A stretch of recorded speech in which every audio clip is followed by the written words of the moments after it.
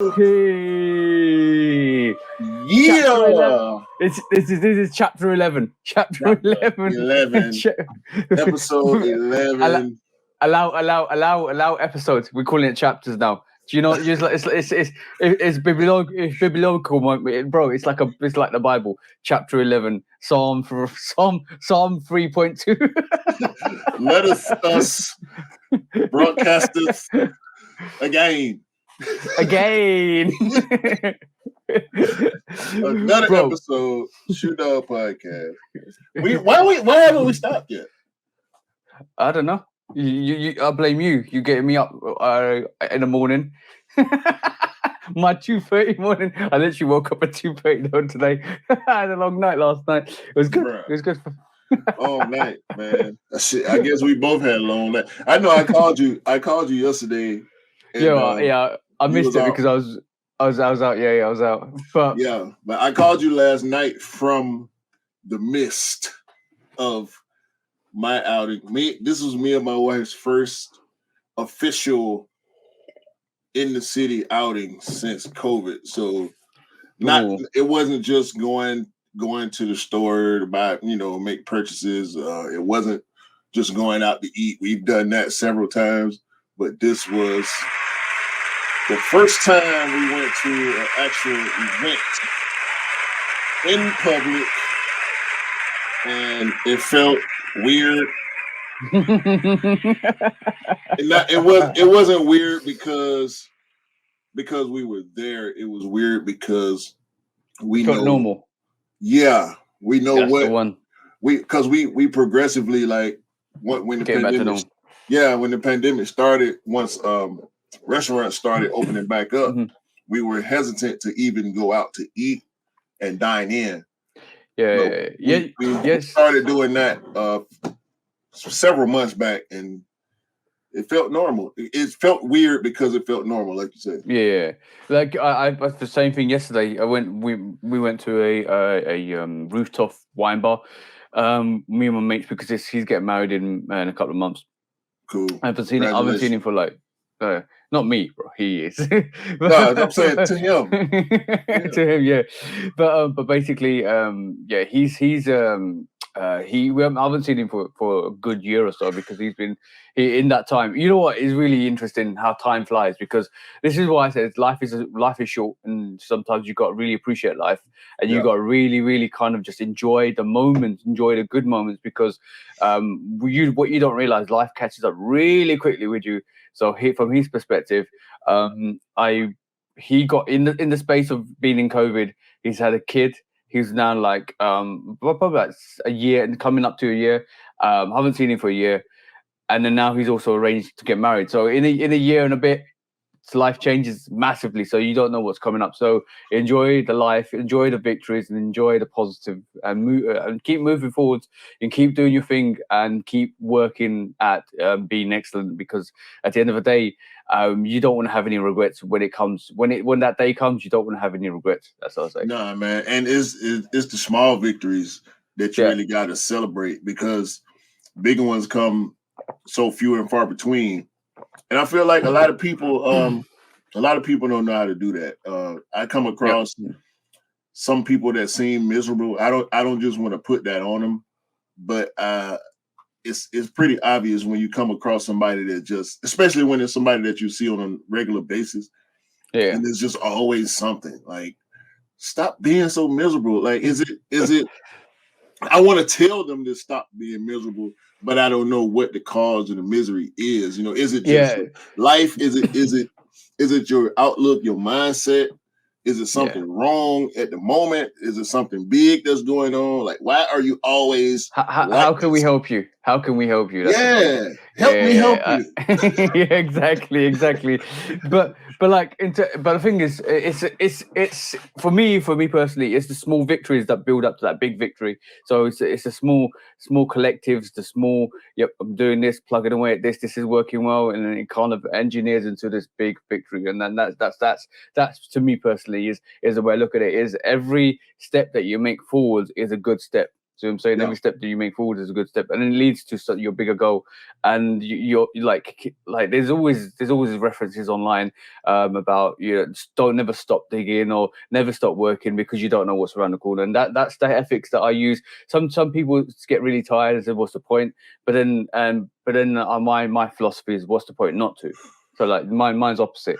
So say, what's stopping you? What's the point not to? And this is why I'm a workaholic, bro. as you can tell. Yeah, I know. The funny thing about what you just said, which I think I've never actually thought about, the fact that when you look online, especially on certain platforms, Twitter, I think is the main example. You see a lot of negativity. You see a lot of comments that are downing something or poking at somebody, or and some people they take that in so much. That's all they see. And I think it affects a person's psyche day to day. But on the flip side of that, you see a lot of positive messaging online. You see the motivational videos, of people talking, giving motivational tidbits to people. So it's kind of like a scale. You have to try to balance the bullshit out with enough positivity. I think it's this has gone serious, bro. I think it's more to do with what you're looking for. What are you looking for? Are you looking for what are you searching for? Because what you search for is what you end up leading to. Because at the end of the day, I think there are people out there that search for the negativity and to justify some of their choices. But what are you searching for? Are you searching for that positivity? Are you searching for that inspiration? What you can find pretty much any. You can go down the rabbit hole and you can go down the black hole, and you can get absorbed into so much stuff. And unfortunately, is the reason why the internet is the internet, and Twitter and social media and all of that stuff is it gives you everything. Like literally, it gives you anything you search for. So in retrospect, I keep myself out of a lot of negativity in terms of just Twitter and stuff like that. I know Twitter is such a very not hostile, but a very hostile platform. Is so from my perspective, I kind of stay away from that. Stay away from just bad. But I have not seen the news. I know what's happening. Don't trust me. I know what's happening. I know what's happening around the world, but I tend to keep away from the news and the narratives of the news because basically it's subjective to what they want to present. Yeah, what they want to present and what their point of information and users. But don't get me wrong, I'm aware of what's happening in the world. I know what's happening. So, and I'm sympathetic to that. But I do not feed onto the propaganda of the media because at the end of the day, if you get driven down that rabbit hole, and I know it's happened to certain people, their whole mindset changes. The whole well, this is happening, and that one, bro. If we really want to break it down, and I'm rolling up my sleeves now. If you really want to break it down, you got to look at from COVID.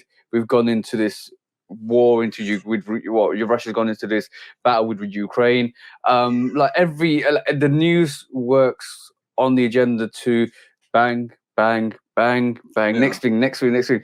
And sometimes some people don't get respite because they get absorbed into that, and then all of a sudden you just take yourself out, reflect, do what's right for you, live peacefully, and just be aware what's happening around the world. And that's all I say. Yeah, well, that's to that point. The news is just that. It's awareness, right? Awareness of what's going on close to you, and it should be awareness of what's going on. Unfortunately, but it's driven from the standpoint or the not even really the viewpoint. It's narrative based on whoever is in control telling the story. Yeah, it's not even. See, we get mad at messengers. You know that saying, "Don't shoot the messenger." Yeah. The people that broadcast the news aren't always the people that write the news. Yep. Yep. And the people that write the news are subject to whoever is above them.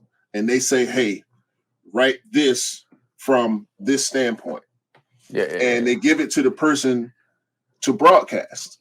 So the person that's broadcasting that news may not agree with it. The person that's even writing it may not agree with it, but they have skill sets. The broadcaster is good at reading, good at talking, good at executing a plan. The writer is good at creating. Yeah. And the brain of it is full of shit. Like, this is not what it really is, but this is what you want people to believe because it benefits you based on your fan base. You have the people that watch your news want to believe this, so you give it to them and hope that they'll believe. Yeah, like just to briefly touch on the subject, because I don't know if we just deep dived into something really cool, serious. But like all I'm gonna say is that there is anybody that controls the media news, media publications. There is the art of deception and the art of illusions, and therefore you can tell your story the way you want to tell it, the narrative that you want to derive from it. And unfortunately, powerful people will do that because basically they want to just either distract you, don't want you to actually understand the narrative, the story behind something else, or they'll distract you with something else. Unfortunately that's the case, because like if you really think about it at this moment in time, there's two sides of the story. With the whole thing in Ukraine, obviously the media from Russia will be saying something different to the media around the world, the media in the UK and in America. So and sometimes you want to hypen up people's emotions by hyping up certain events, and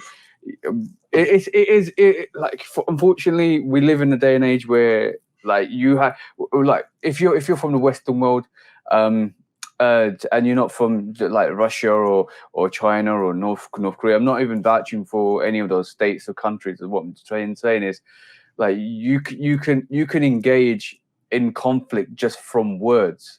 Yeah. And unfortunately, that's what we see in the media at this moment in time, and it's bad. It's good to know. It's good to give the facts, but we've got to remember we always see one side of that story. We always see the narrative of one side of the story. I'm not saying right or wrong with what was happening. If like the whole Ukraine thing, that is terrible. Like absolutely terrible. But it is also like, bro, like we don't even need to go down it. Like there is also conflicts all around the world that need to be resolved. Yeah. So unfortunately, and like I have a real hatred for people that fight over religion and land. I do not respect people that fight over religion and land. And at the end of the day, bro, I always say this: like, all said and done, we're ashes to ashes, and our soul goes into the universe. And this piece of land that we call a rock, which is Earth, is always going to be here. Recycling waste, and we are that waste at the end of the day. So yeah, it's not that serious, bro. land and religion, bro. That's a whole different topic, bro. That's a whole land. With land, ownership is power. So at the end of the day, it's all about ownership. Yeah, because you control resources. You control resources. Yeah. But the thing is, like, bro. Listen. The word that I want to give right now is correlation.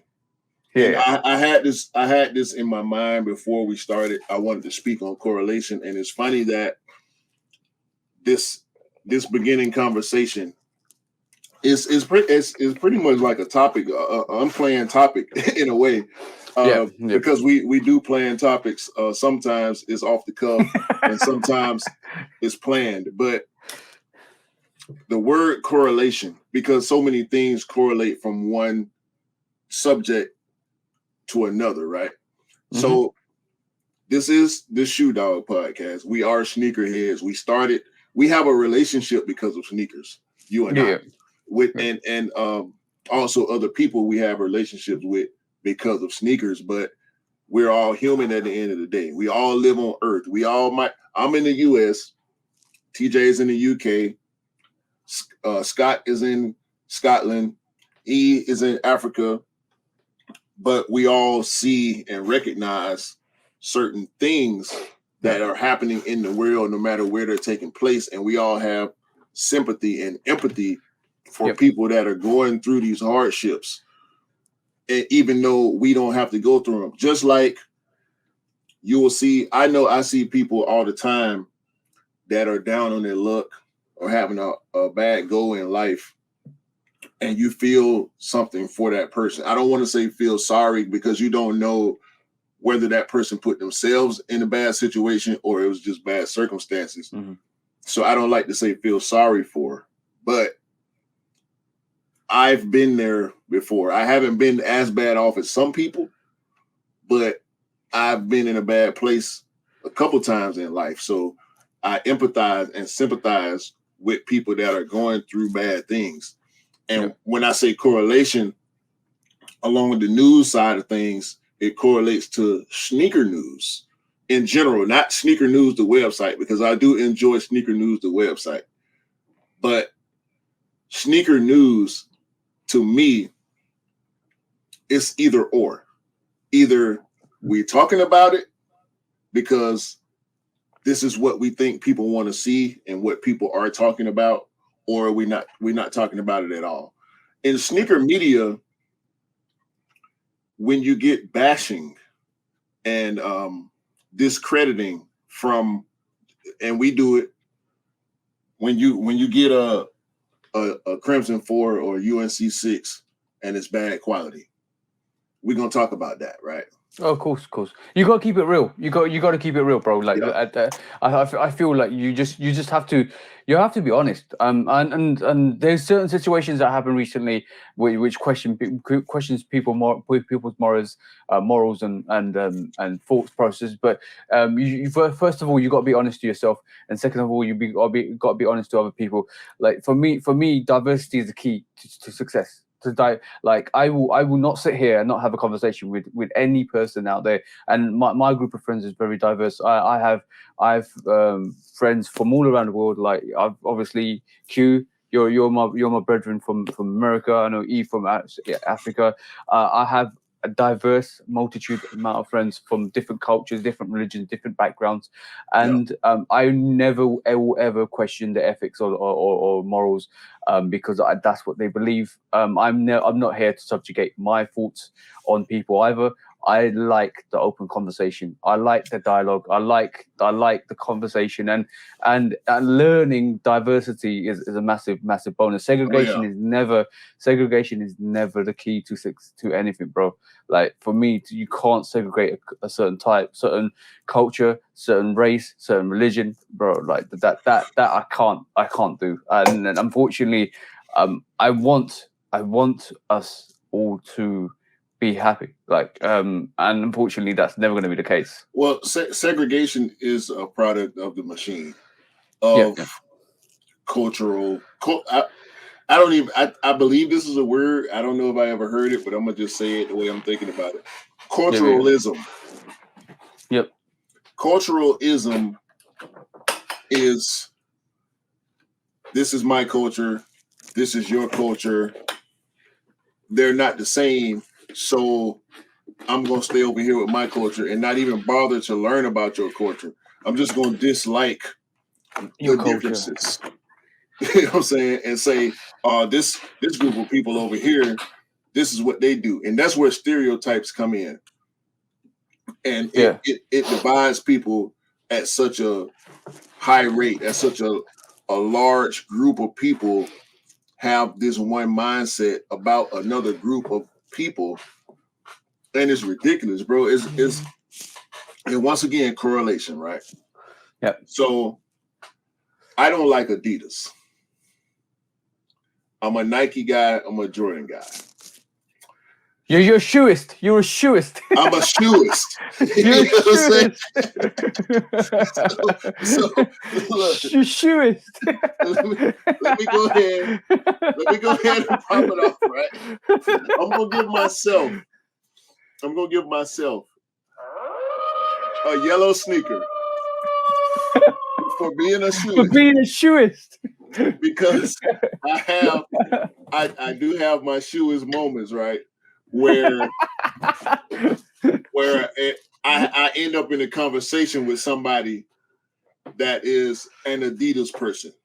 Yeah. And I'm gonna say person because I do want to say we do look forward to having more engagement with female sneakerheads or sneaker women. Yeah. So I would just say person. But I'm hoping we can get Mr. Either. Don't say no name. Don't say no name. Don't say no name. Okay, cool. Don't say no name. Don't say no name. No. We getting them all, bro. Hopefully we will get them all. I know who you were about to say. Yeah. There's this one. There's that one. There's this one. So in my mind, there are about 5 or 6 sneaker women that I look at, that I follow on IG and whatnot. So those we gotta get them on, bro, because it's a male driven culture, right? It's kind of like sports. Yeah. It's like sports. It's a male driven culture. So you know how fantastic it is to open up a conversation with a female sneakerhead. It's amazing. It's absolutely amazing. Like I this is why I said diversity is the key to success, because you got to understand every single angle that a person comes. It doesn't matter your race, your religion, your body set. Like, it doesn't matter. It doesn't matter. It's about the person. If you're a good person, I'm with you. Like anyway. Hold on, I'm going off topic. So look, when I talk to, and it's not really. I know a few Adidas people, but at this point in time, it's the Yeezy person versus the Jordan person. It used to be the Adidas person versus the Nike person. Yeah, but now is the Yeezy person versus the Jordan person. I'm gonna tell you, bro. Right, I'm gonna pull out something now. Right, this is what I'm looking for. It. I like Yeezys. I massively like Yeezys. I like Jordans, and you know most of my collection's Jordans, anyways. But I will probably end up getting some New Balance. Me and Dale. I'll tell you what happened yesterday. But we walked into New Balance, and there was a couple of good players out there that were radical. But bro, like, all I'm gonna say is, when Adidas come with something like this, right? And I know you don't like the three stripes, right? I know you don't like the 3 stripes, right? Checks over stripes. Checks over stripes. That's your whole intro, bro. That's your whole. These laces are sick. That's your whole intro for your YouTube channel. But when Adidas come out with something like this, and we talked about this, I'm stroking it. See, I'm stroking it here. What is this shit, man? What are you doing right now? So when they come out with something like this, you just have to say, and bro, I thought this was gonna be, I thought this was gonna be hype. I thought this was gonna be like just be crazy, but it didn't.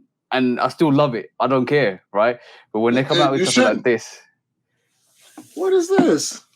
This is the Z. Yeah, this is the Bape. ZX. That's what undefeated. Undefeated. Bape ends.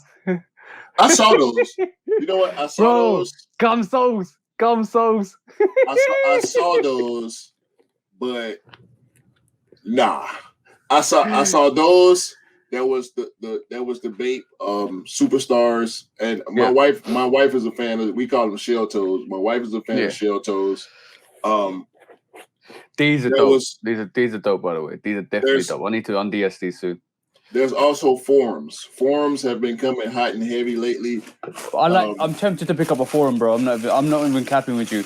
I'm tempted to pick up that classic blue white forum, 84 high. 84, yes, the 84, the 84 for I like it. Listen, I like it. He just shoes him coming up. He just shoes him coming up. I like the shoe.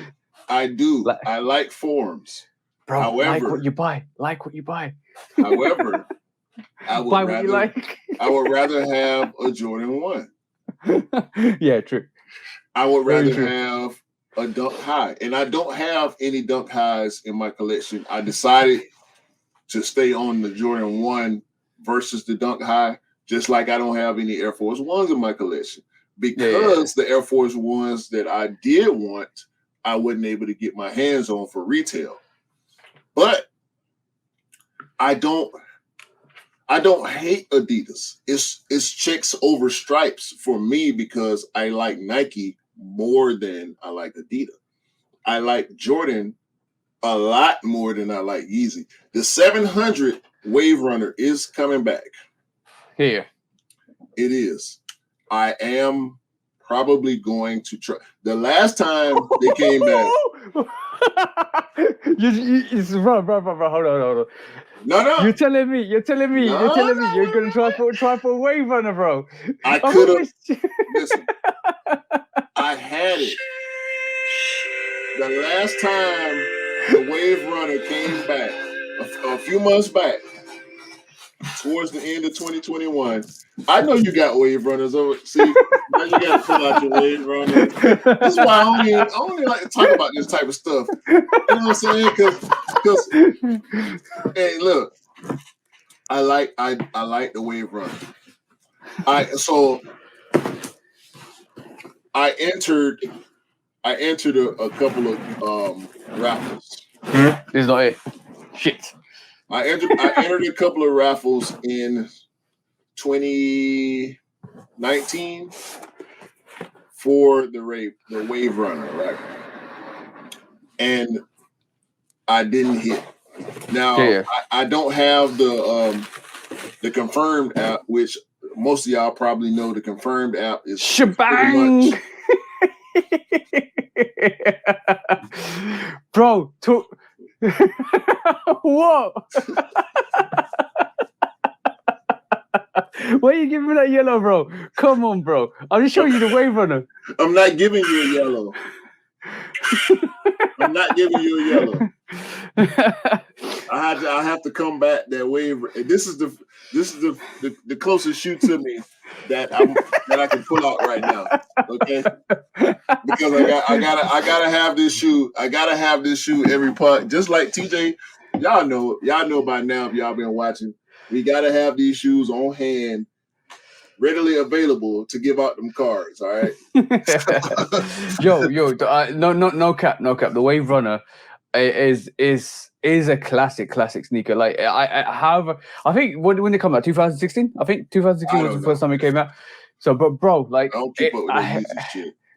So let me just create. I think Wave Runner came out in 2016. Let me just check on StockX. Bro, we don't care, bro. Whoa. I'm gonna say this. In the space of 8 years, it's become an instant classic. Don't nobody care about that shoe, bro. Well, you care about enough to go for it. That's different. That's different. How was that different, bro? How was that different? 2017, sorry. 2000. How was that different? You know what's crazy? The crazy part is because I saw a pair last night while we were out, and as hyped as that shoe is, right? And Yeezy talk about how he wants every person to be able to have a pair. Every person that wants a pair should be able to have a pair. And they keep re-releasing that same colorway, which is the best colorway of that silhouette, hands down. Outside of the triple black. Yeah. Because you can't really mess up a shoe by going triple black. Whatever the silhouette is, a triple black shoe is going to always be good. But I am going to probably I'm at like 60-70%. I might try for it when it come back. If I wanted that shoe, I would have it right now. Yeah. Now, Hands down. I'm kind of doing the oxymoron here because I say if I wanted it, but when it re-released last year, there were other things that I valued more, and I'm talking about personal value.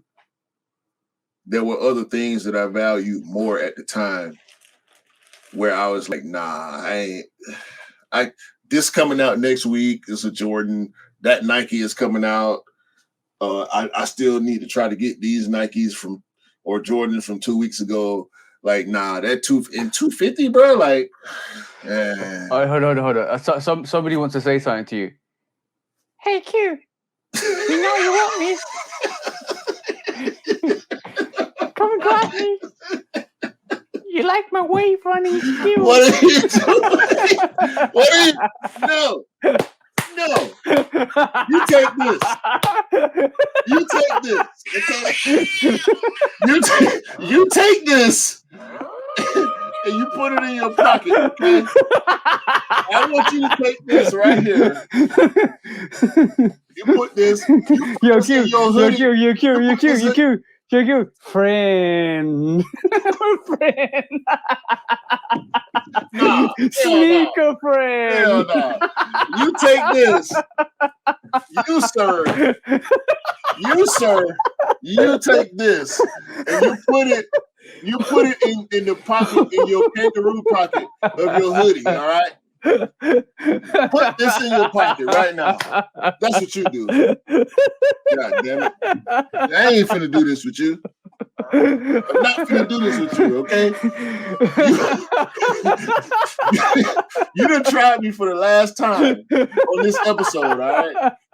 This episode, that's your one try. That's it.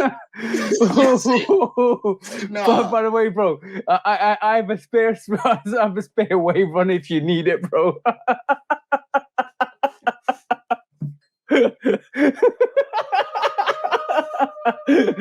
And Q is done. Q is done. Right.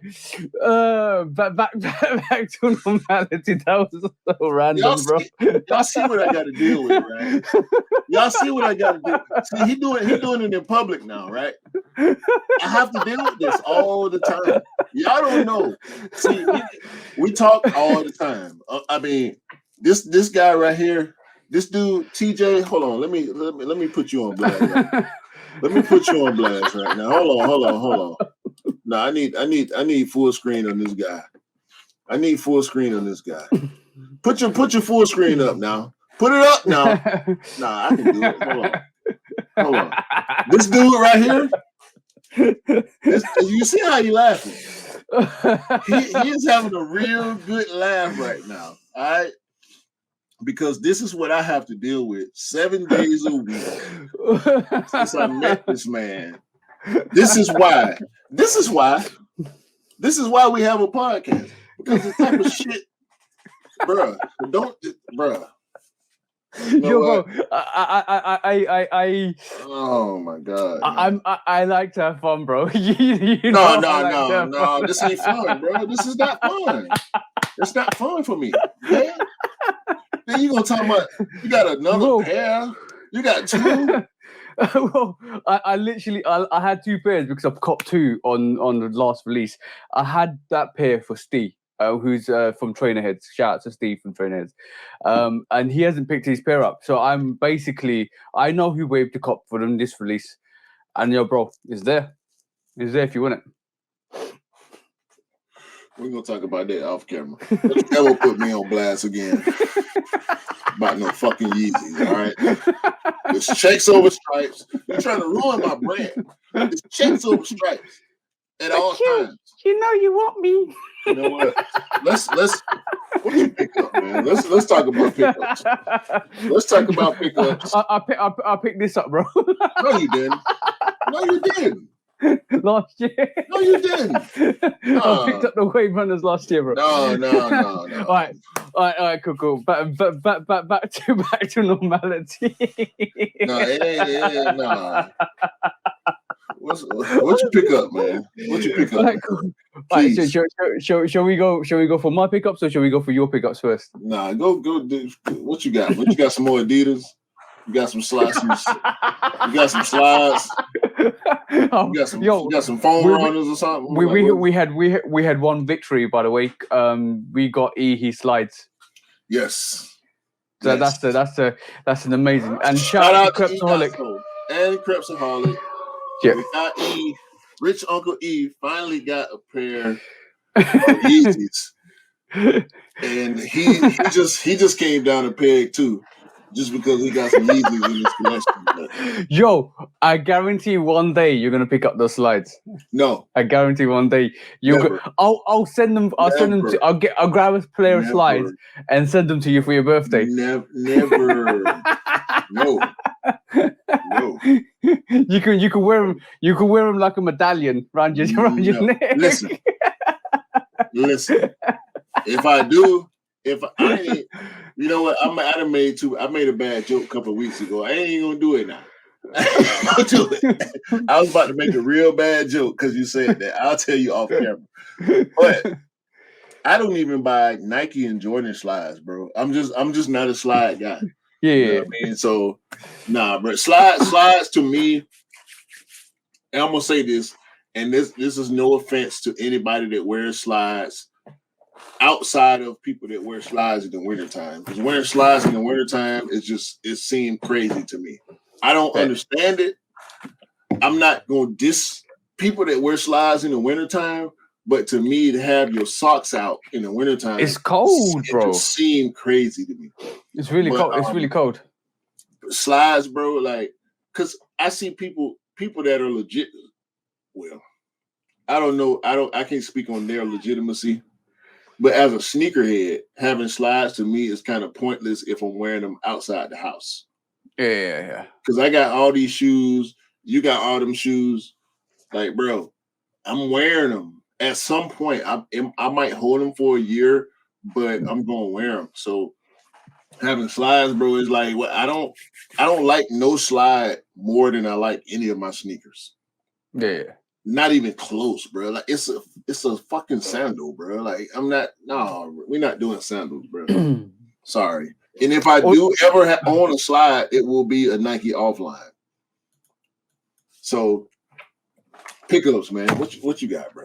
Okay, cool. So this week was productive, very productive. And managed to pick up uno, dos, tres. So 3 pairs of sneakers.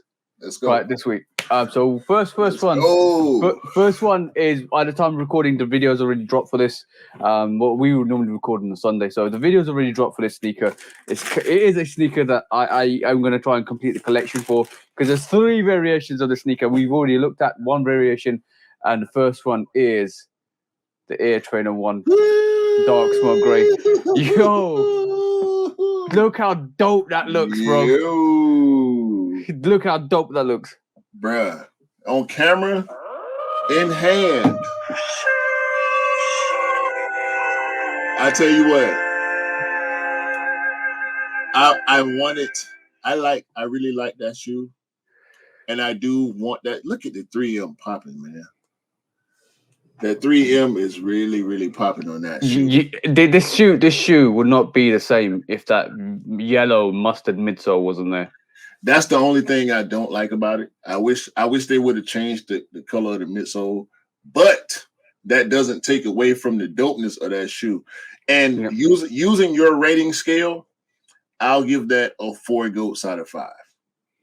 Yo, I already given my ratings on the video. Just go and check that out. But this is dope. I'm gonna say one thing though, right? And you're probably not probably gonna agree with me. But however much I like the sneaker, the corianders are slightly better, bro.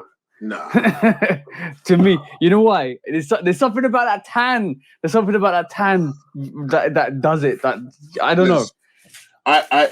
I feel like I understand the coriander. I just like that one a lot better because it's the build. It's the build of that silhouette, the strap, the swoosh placement, the collar, the lacing. Like the outsole. I wish it had an air bubble. That's the only thing. I wish it had a visible. Yeah. It does have air in it, but I wish it was visible air. But that Air Trainer 1 is my. I just made a realization that the Air Trainer 1 is my third favorite Air Trainer. It's the SC High, which is the Air Trainer 3, and then it's the Air Trainer 2, and then the 1. So I'm backwards on the Air Trainers. I think the air bubble does a bit more. So the Bo Jackson Auburns are coming back out, aren't they? This year? Was it this year? Yeah. So I'm looking forward to hopefully picking that up. But like I have a this year. Wait. You about to get some bows in your collection? Yeah. You know what? You know why? I literally have more. You know how your sneaker journey keeps evolving, and this is my evolution or my level up. I'm gonna call it level up because basically when you get them bows, bro, they different in hand, man. Like and then so. Side note: have you done research on Bo Jackson? Yep. I've done. I'm not the expert, but I've done research on Bo Jackson. I know. Nah, I'm not an expert, but Bo was a childhood hero of mine. He was the ultimate athlete, in my perspective. Ultimate, bro. The ultimate. There's Bo Jackson and there's Deion Sanders. As far as athleticism is concerned, dual sport athletes, like them guys, bro. So when you understanding who Bo Jackson was as an athlete, when you get that shoe, it all makes sense. And with you having that Trainer 1, it's the same difference because when you put that shoe on, you feel like you can go parkour. Yep, and that's just why the history behind the Air Trainer itself is such a beautiful thing. Like in terms of the storytelling, not the storytelling, the histrionics behind it. The fact that Tinker made this Air Trainer 1, and another like bro, how many rabbits was Tinker pulling out the hat for Nike back in the 80s, bro? Tinker is the man, bro. Yeah, and like he produced the Air Trainer 1. Called it Ultimate Swiss Army Utilities sneaker. Nike didn't like it because they thought it was going to take sales away from the other sports brands like basketball sneakers and stuff like that. Didn't like it. And then John McEnroe kind of rocked them, and history is what it is. Obviously, cross trainers is a lost art form to me. Because in the 90s, cross trainers was the shit. Like for kids in the US, I know in the South in particular, because that's where I'm from, cross trainers was the thing. Outside of Jordans, there was Air Max over here. There was Jordan and Nike basketball stuff over here. And cross trainers landed right in the middle. And they were so dope. Like all when Nike started giving football players signature sneakers, shit went crazy. Barry Sanders, Bruce Smith, Rod Woodson, like Junior Seau, all these guys, legendary athletes in the sport of American football. And the shoes, bro, like they were must-haves along with the Dennis Rodmans and the Gary Paytons and the Jordans and the 95s and 96, 97 Air Max. Like it was such a dope era for sneakers, and Tinker was the driving force behind that. He might not have designed every single shoe, but the majority influences are there from Tinker. Yeah, like the up tempos, bro. The up tempos are dope sneakers, bro. Yeah, up tempos, pennies. The Penny 2's coming back out this year. We're gonna talk about that. That's foreshadowing. Okay. We're gonna talk about that. Okay, next pickup. And this is you know what this is, bro. I know what that is. You know what that is, bro. You know what that is. I know what that is. Bro, by the way, all 3 sneakers I picked up in store. Woo. In store.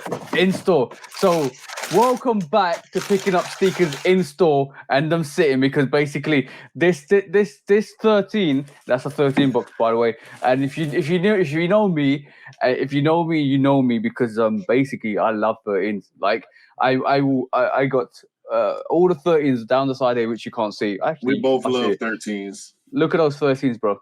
Yeah, I got my stack is a little disorganized over here. You can't see it behind the pops, but if you look, you can kind of see the gray boxes over here. Yeah. And I'm a sucker for 13s. Got the bread 13s, roll 13s, chutney 13s. One of my favorite lows. Only low I have. This you see the coloration at the moment, right? Only 13 I have in my collection that is a low. Or Jordan low I've got in my collection. That's the chutney, and the chutney colorway is exactly the same to the corianders. See that? Correlation. correlations, and bro, bang! The Jordan 13 Del Sols, and you know, I did this rough suede on this sneaker. It's so hairy, so dope, bro. Bro, look! If you can see the camera, like literally, it is some stroke action on this, and even the leather, even if it's not real authentic leather, yeah, it's synthetic. But look at that tumble, the artificial tumble on this. It's crazy. It's crazy. Tumble on them things, bro. You know what? I cannot. You know what? What's that? Yeah. I'm gonna say this, bro. This is probably this. I love Jordan soles, right? Like Jordan, like all the Jordan soles are so crazy. But this sole, right here. This is probably the best sole in the game. Like, hands down. That black cat, the paw, it is so appropriate for us, right?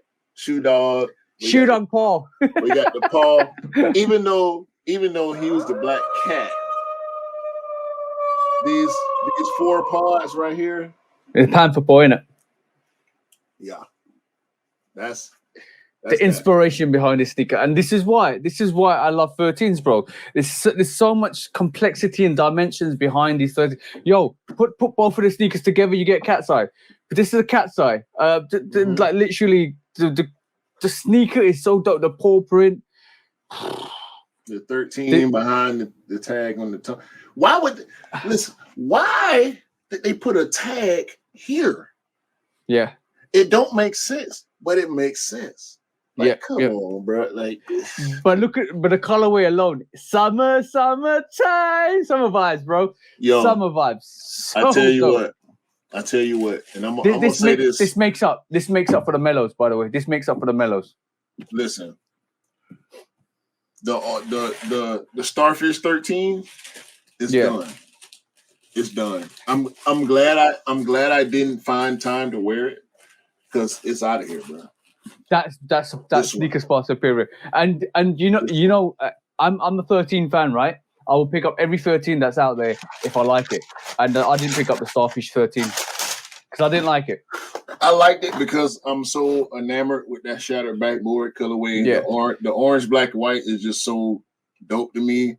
And it's some bullshit. It's some bullshit because Nike is releasing the fucking October SB Dunks in the Halloween SBs. They coming out this year, which is some bullshit. I think it's coming out in April. Fuck that. Fuck that, bro. Fuck that. But that popped up in my head just because I said orange, black, and white. But you know that shattered backboard colorway on any shoe should translate. It didn't translate as well to me on that Starfish 13. And I like the shoe, don't get me wrong. But I got these now. Like, they going for retail, man. Anybody got retail size 11, you want them 13s, bro, you can get them. I don't want them. I'm gonna also definitely say one thing, right? Like when the Del Sols, when you squint your eyes and you forget the upper level, upper tier of that sneaker, it looks like a 13 pollen. Yeah, we can go there. We can go, and because it's leather and the suede is yellow, you can wear it in the spring because we get heavy pollen here. I don't know about how it is out there.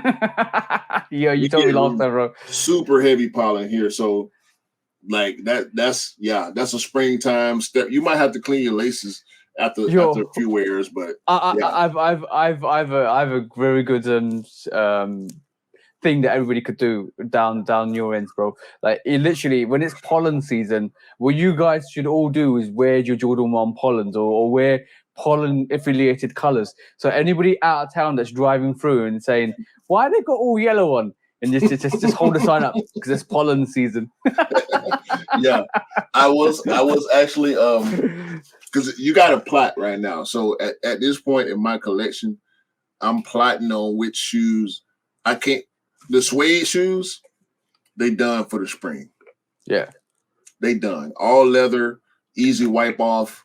I'm more than likely when I go outside, I'm gonna have a rag in my pocket anyway. So I just because I have allergies, I gotta bring 2 rags now, one for the shoe and one for the forehead. Yeah, man. 13s, Del Sol 13s, man. They went crazy. Yesterday, I was outside yesterday, and people were snatching them up. They didn't do as well online, but who gives a fuck? As long as you like the shoe and you got your pair, you got your size. I went hunting for that yesterday. I went hunting for that on Saturday. But I did literally. My aim of the game was to pick up 2 pairs on Saturday. And one of them, next one I'm gonna showcase now. But one of them definitely was the Del Sol. That instantly when I saw it, and I wanted to get it. But the next one up is that purple 13, bro. That court purple 13 with that suede is all black sneaker with the suede being that court purple 13. Okay, yeah. I had those in hand. I didn't get a pair for myself. I actually got a pair for somebody that asked me. Have they come out yet?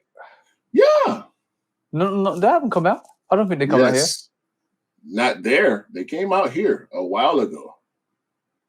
Okay. Black and purple. Yeah. Yeah, we got those. Am I just? I'm trying to remember. Wait a minute. No, let's be sure. Let's be sure because I bought that shoe. I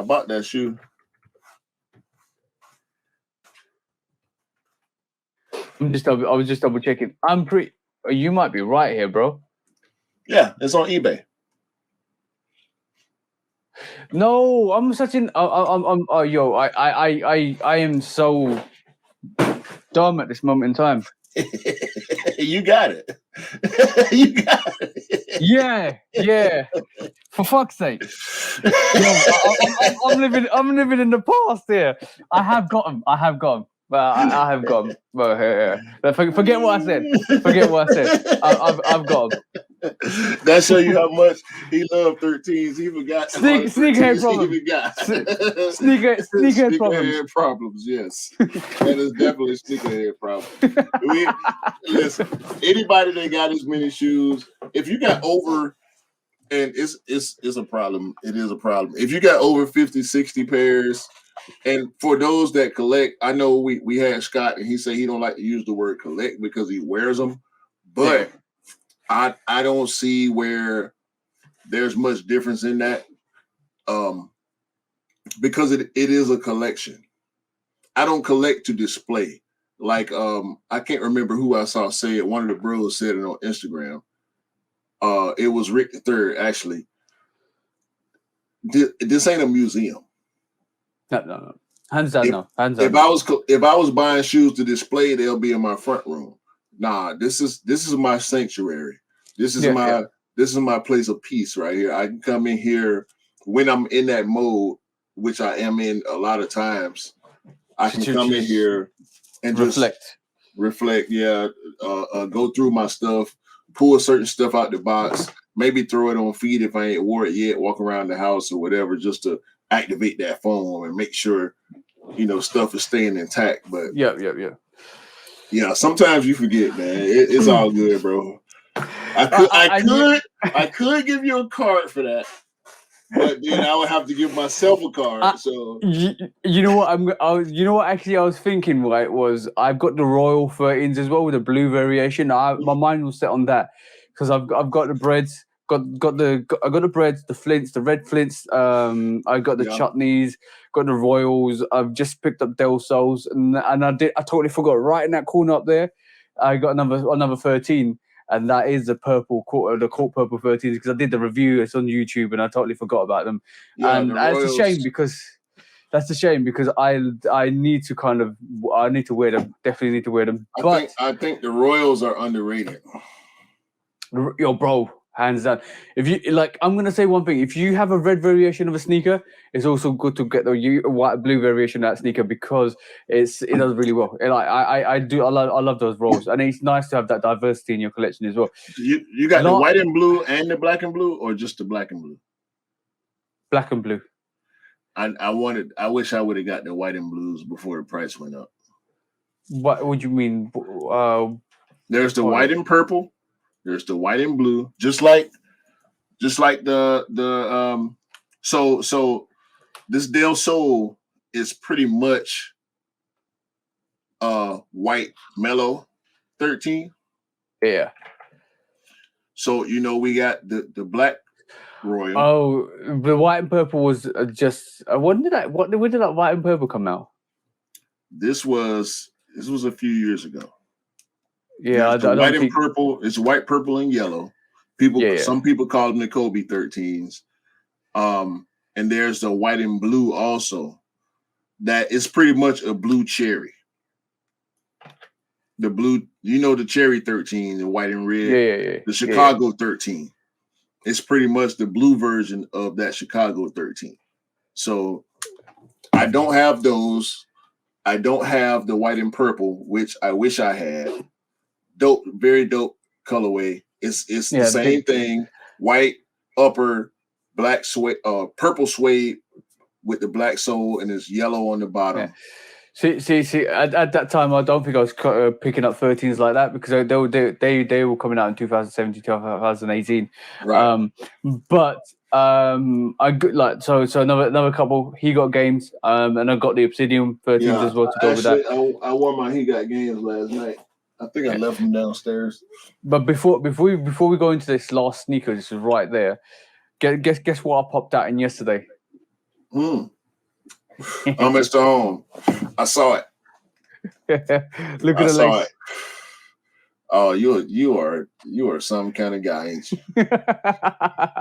You are some kind of guy. One black, one white, and also these made an appearance this week as well. And if you know these, you know these.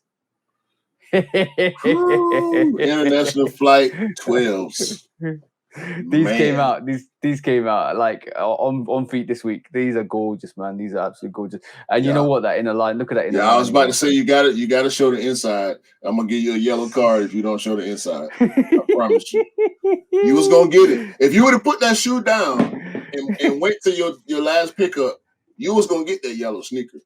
It's coming. Yeah. Oh, the last pickup. I don't know how I managed to get this.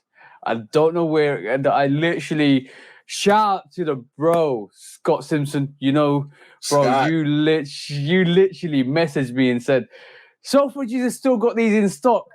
If you missed them, release because they semi-released a lot in a lot of places here." And I'm going to tell you this: that I actually saw this on the shelves at a foot site as well. So I know you'll be able to get it. If you don't get it, come at me because I will definitely try and get it for you. Shit. But this, you know what's coming, bro. You know what's coming. So I'm gonna, if you, I'm gonna do the review, and this is gonna be out on Thursday. If you know the box, this box is dope. SC box. SC box. I actually got one right there. Is dope and. In this box. Come on, man. Look at this shit. Look at it, bro. Look at that, bro. What is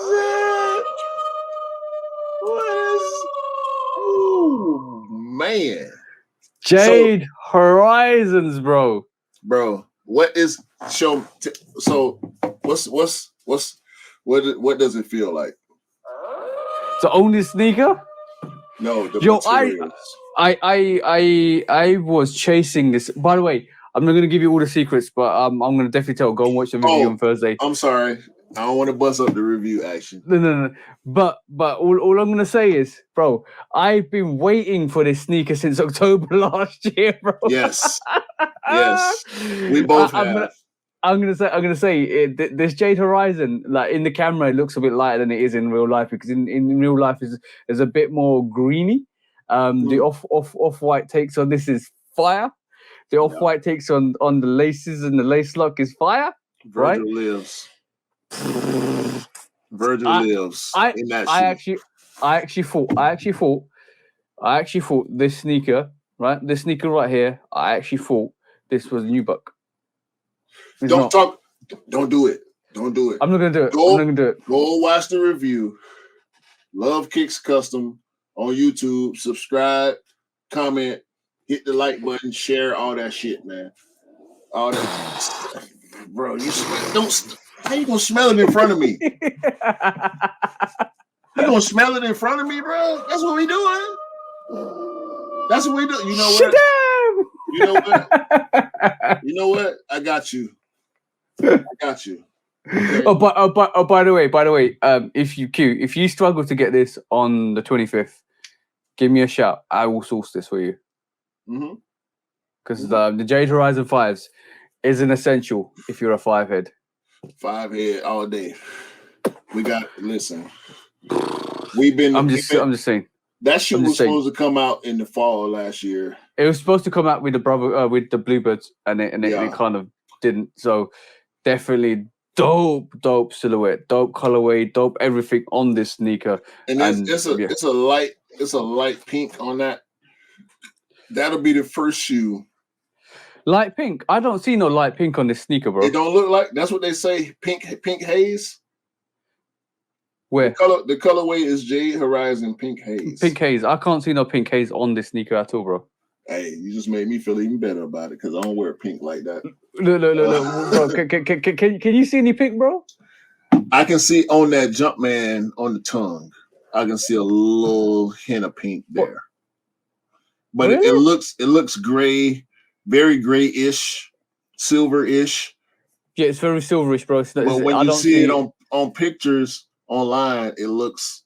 I can see that little hint of pink. Maybe it's my mind. Yeah. Since I saw the word pink, I can tell you now, bro. There's nothing pink about this sneaker at all. Yo, we'll have it. We'll have me. When I say we, I mean me and everybody else. we will welcome that shoe with open arms. And you know what? Okay. I love the fact that they gave you the SE box as well. That is gorgeous. But watch out for that review on Thursday. I'm gonna give you my opinions, and I'm gonna say this is definitely not a letdown. Definitely not a letdown. I really appreciate that sneaker. You can't be let down with that, man. No, 100% not. So Q, I know you called me yesterday for a reason. So we got a preview last week with Scott, and now we have everything in hand. We have seen TJ's review. My review is also live, and I'm gonna go in order. I'm gonna go in height order in my personal height order. Yeah.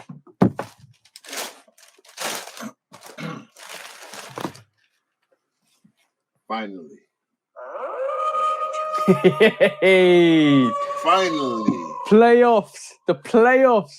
I've been wanting this shoe since 1997. And I finally got it. Finally. Throughout all the broke years of my young life, all the fuck ups, I finally got this shoe.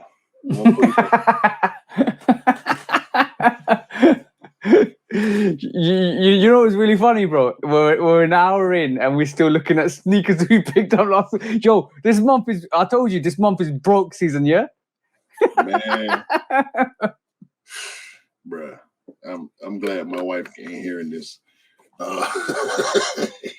Okay, cool. Okay, cool. Let's before we move on to the next sneaker, right? Let's start that lever is soft. How many pickups did you do this month, bro?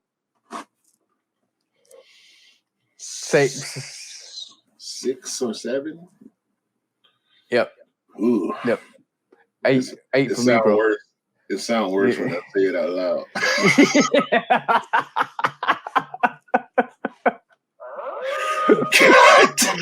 and on that note, we're both getting this yellow sneaker, bro. I don't care. There's been too many pickups. We talk about being finger hound dog, bro. We went werewolf with his stuff. Yo, that's ridiculous. I told you it's gonna be broke season. It's not over because Air Max Day is coming. And speaking of Air Max Day, we're gonna roll through this. So there was the UNC 6. There was the Mellow 13. Oh no! Okay, before you show it. Disclaimer, especially to you, Marcel. I really do apologize for picking up all these sneakers. And influencing your thoughts, because I think you told me the other day, our enthusiasm drives your purchases. So I apologize to you, bro. I'm really, really sorry for influencing your purchases of Jordans. I was just talking to Marcel this morning. Literally. He told me, it's you, because of you, since 1991, 1992, I never picked up a Jordan. I only picked up 3 or 4 Jordans. In the space of a couple of months, I picked up 5 or 6. I'm sorry, bro. He told me the same thing, bro. He might have copied and pasted the message. Marcel. He might have copied and pasted the message, bro. I ain't gonna lie. Marcel, we're too enthusiastic with this stuff, bro. Listen. We love you, Marcel. We do.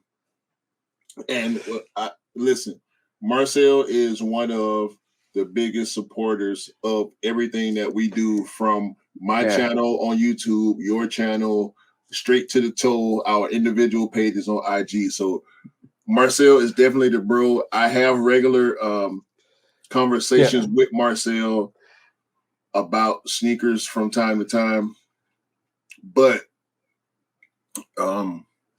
it's not our fault, bro. I told him. I told him, bro. You do what you do. We do what we do. We all love sneakers. Don't blame me, bro. Blame 23. Don't blame me. Blame 23. All right. That's what you do, Marcel. Shout out to Sneaker. Y'all go follow Sneaker Casual DM, man. That's the bro, Marcel. He in the Netherlands. He's repping the Netherlands. Yeah. The culture over there is different. So just to be able to have that conversation with him and be able to try to understand another culture in a different country. And this is where I don't think we can actually knock certain sneakers, because Jordan 1 mids are really popular in Netherlands. So they're doing raffles. He told me they doing raffles on mids. Yeah. So when he said that.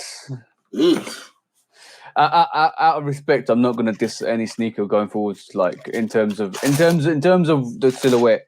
But in terms of quality control, I'm going to go and be honest with that. But in terms of silhouettes, I can't sit here and disrespect any sneaker, be it a mid or a high or a low or whatever it is, because at the end of the day, I think every sneaker deserves its shine in its placement for where it is, because it brings significance to other people. And to be honest, I'm going to say this: we are very privileged. Especially you guys in the States and us in the UK and some areas in the EU, we are very privileged, and pretty much so I think overly privileged with some sneakers that we get, because at the end of the day we have the luxury to pick up sneakers. But this is one of the reasons why I help people more and more in areas that can't, because Like we have so much privilege that we can go, like I've just showed you, all 3 sneakers I picked up, and the Jade Horizon 5s were sitting at a foot site as well, so I could have picked up another couple of pairs if I wanted to for other people.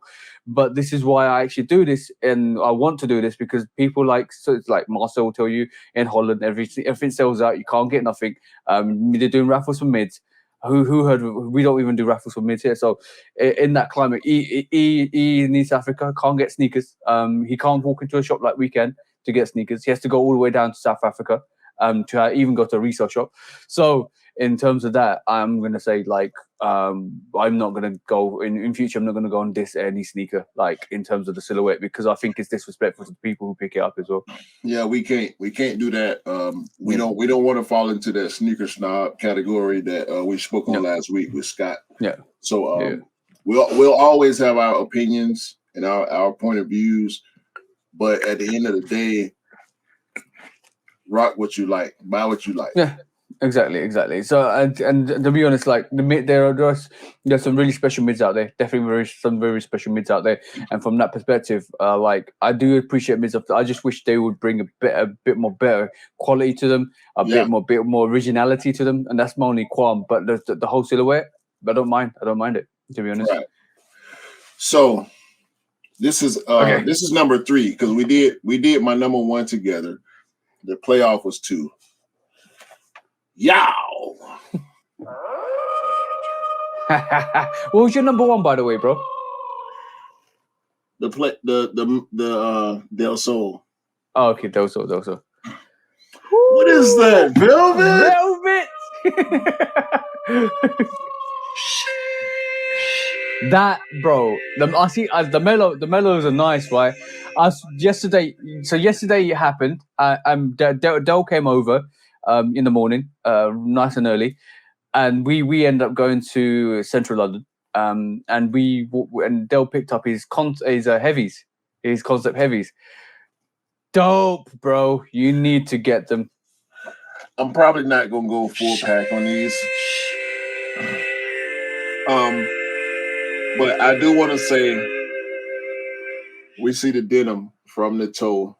Yo, that's so dope. Going through the denim. But look, it's got that dark patch of denim right there. Whoa, bro.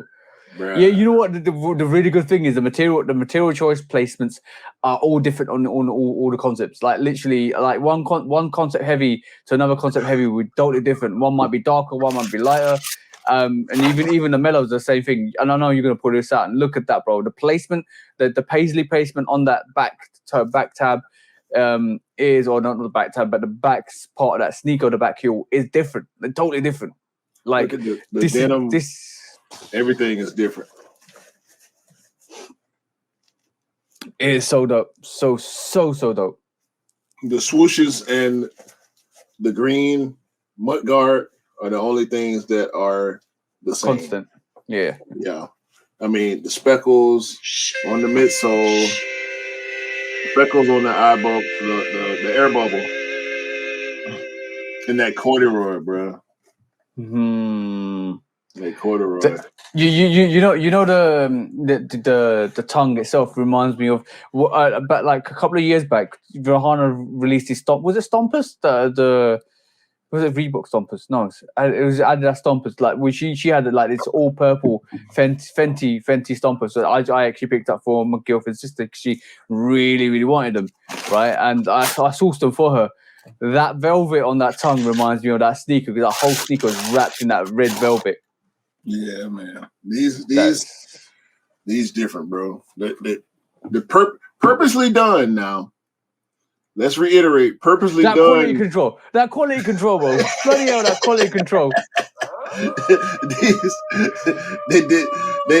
In my opinion, they took a little. They stripped the bottom half of a page out of Sean Weatherspoon's book. I'm gonna say, I was gonna just say that, bro. I think Sean Weatherspoon was walking past the Nike store, and they thought, "Yo, yes, inspiration." Yeah, so that's them, man. That's them. Shall we continue? Yeah, go on, bro. What's the next one? I know you got next one. Y'all have to excuse the smile on my face right now because he's getting the next one out, and the next one is next level. Go on.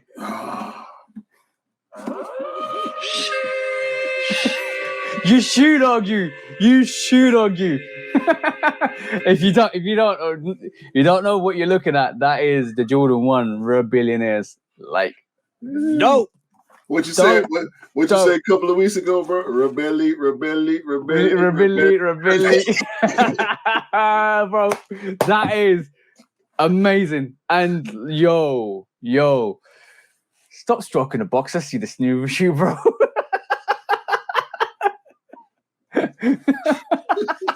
Why, bro? Why?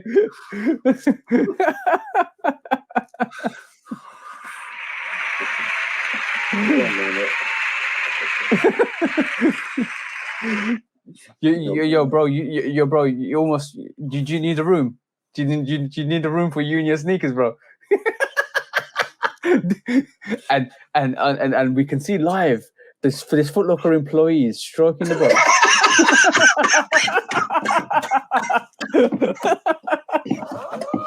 And just, bro, I'm giving you this for stroking that box. That yellow sneaker, bro. The paper. You know what? We don't need to do it. Watch the review, man. The review. Yeah, watch the review. Go watch Q's review for the Rebillionaires. My lace bag got torn. I don't care about that. No, nobody cares about that, bro. Right. It don't matter. Let's go. I ain't looked at him since yesterday. Hold on. Is that X orange or brown or is it red? We're about to find out. And it's red. It looks. Yo, for a moment it did look brown. For a moment it did look. Yo, as it's focusing, it went brown to red, bro. So Nike's taking their shots out of focus. Yeah. Listen, man. And I got something to say about these, okay? Go on. Because I've seen, and I want to, but I ain't gonna say no names. All right. I've seen people in the sneaker culture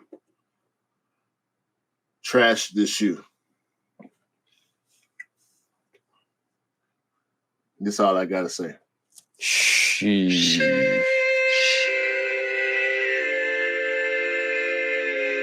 Damn, bro. Bro. Ooh, I want to rant. I want to rant. I know. I haven't seen your YouTube video yet because I'm going to check it out after this.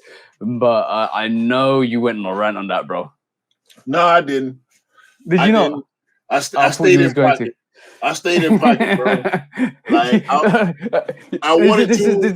This is live representation of what Q actually did before he got to record that video. He was raging inside. He just went, "Woo-saw, sneaker time."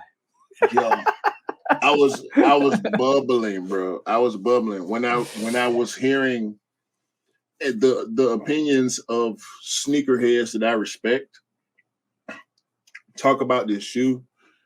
It was infuriating, bro. Like, this ain't.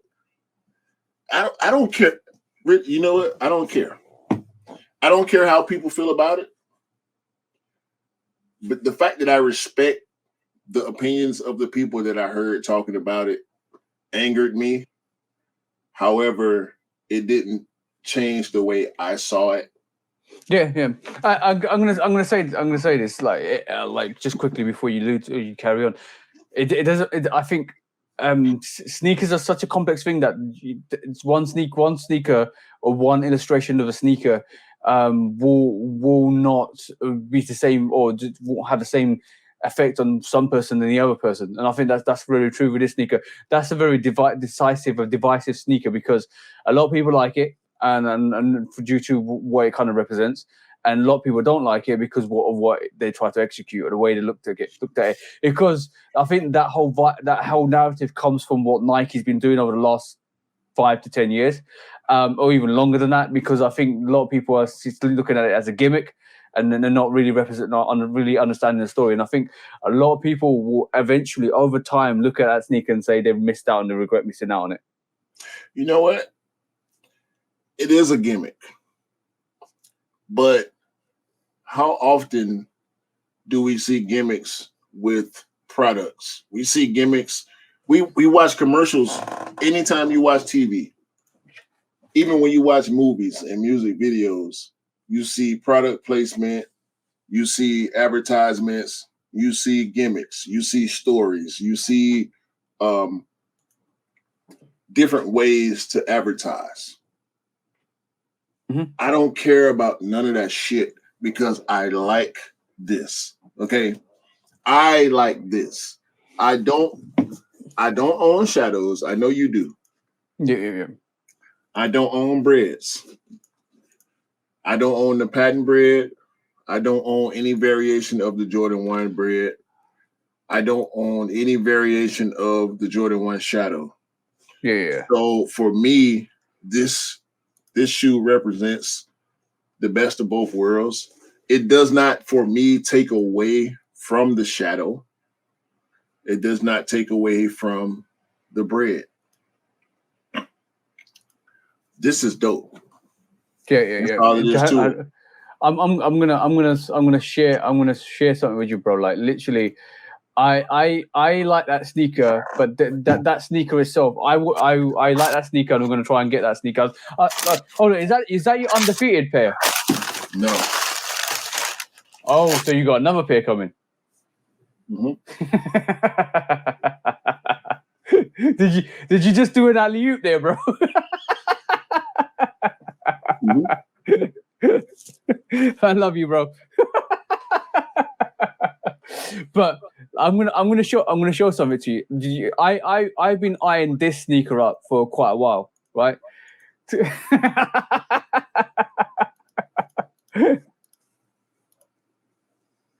Look at that shoe dog behavior.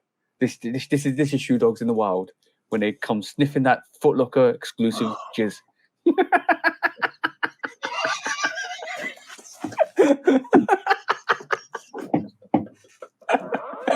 You gonna actually put the sock?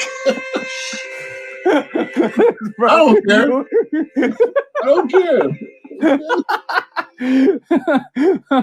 Oh, by the way, that sneaker itself reminds me very much of this. Like, this is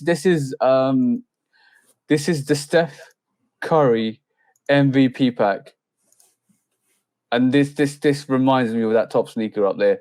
There is definitely something about sneaker that with that graffiti outline, that homage to something that's meaningful. There is something definitely that goes a long way into giving that character to that sneaker. So that Steph Curry MVP pack is a very dope pack to me personally. It came out years ago. But that white variation, I love that. Absolutely love that. Fuck that shit. What? He's just did the Jordan over Curry conversation.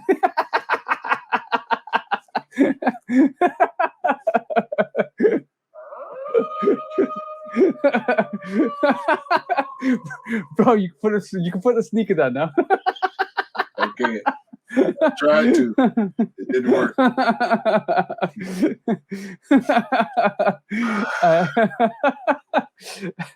And this is why we love sneakers, because you get self-absorbed, you get addicted to the glue, and as you can see, this is another sneakerhead in the wild.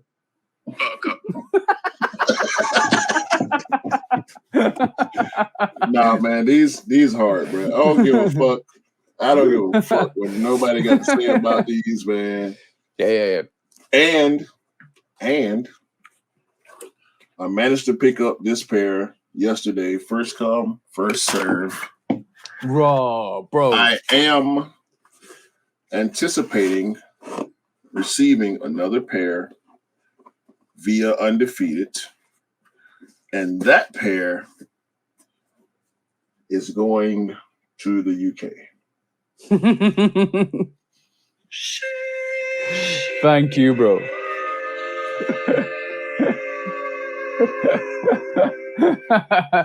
By the way, does it come with red laces? It does not. However, damn it. My brother, King Rod, shout out to King Rod. Mr. It's a Beautiful Thing. He said, yes, it is, Rod. It's a beautiful thing. Rod said he wants to put red laces in his. Also, Retro Rick said he might put red laces in his. By the way, the really reason why I'm saying red laces is because Scott wants to put red laces in his. Scott said he was gonna. That wasn't Scott. Somebody said to me they want to put. They would actually, it might be Scott because we had a conversation. You said red laces would look nice in those billionaires because of the back band sign. So guess what? What's that, bro? Right now, I'm wearing these. Right? I got the black lace in one, and then the other, I got the red. Got the red laces. So guess what's gonna happen to this shoe? Black laces, bro.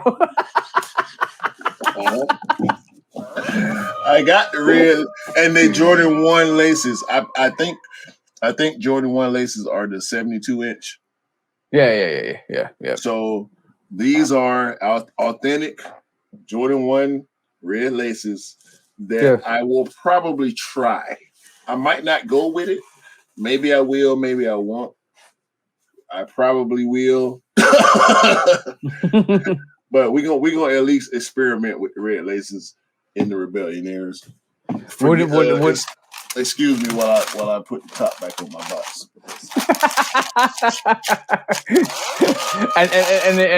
and if Q disappears, that means he's gone somewhere with his sneaker. He needs a room with his sneaker.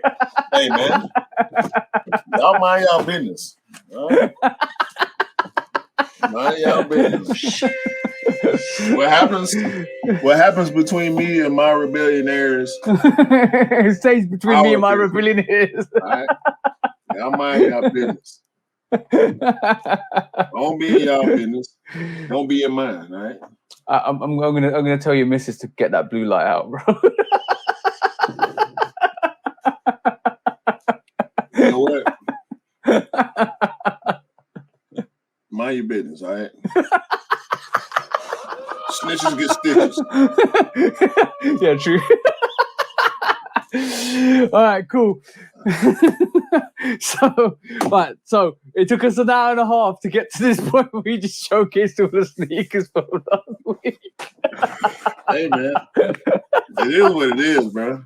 Listen, and we appreciate everybody that watches. Okay, all the subs.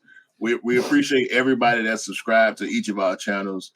We appreciate everybody that follows us and gets into it with us on IG. Speaking of IG, okay, let's premiere for the first time. Let's premiere my boy TJ, Love Kicks Custom.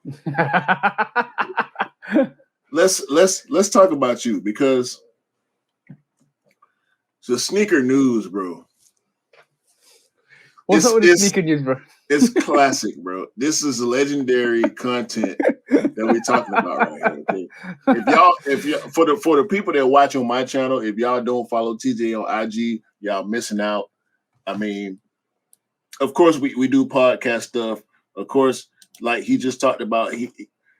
Look at this.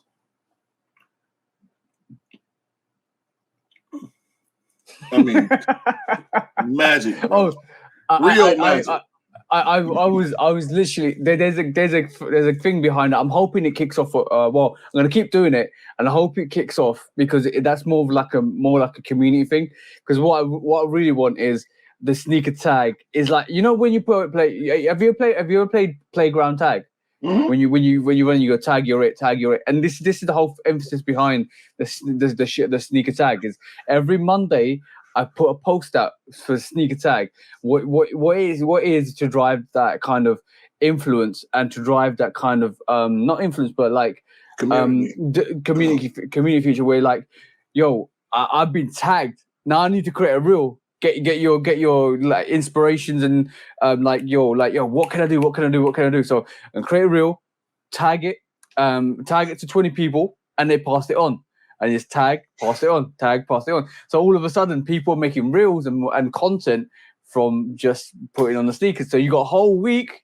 To make a reel to tag another 20 people on to go forwards. So that's why I call it sneaker tag, because basically I'm the sole emphasis of starting it. So here's my initial tag, pass it on, and it becomes a chain tag. So people pass it on.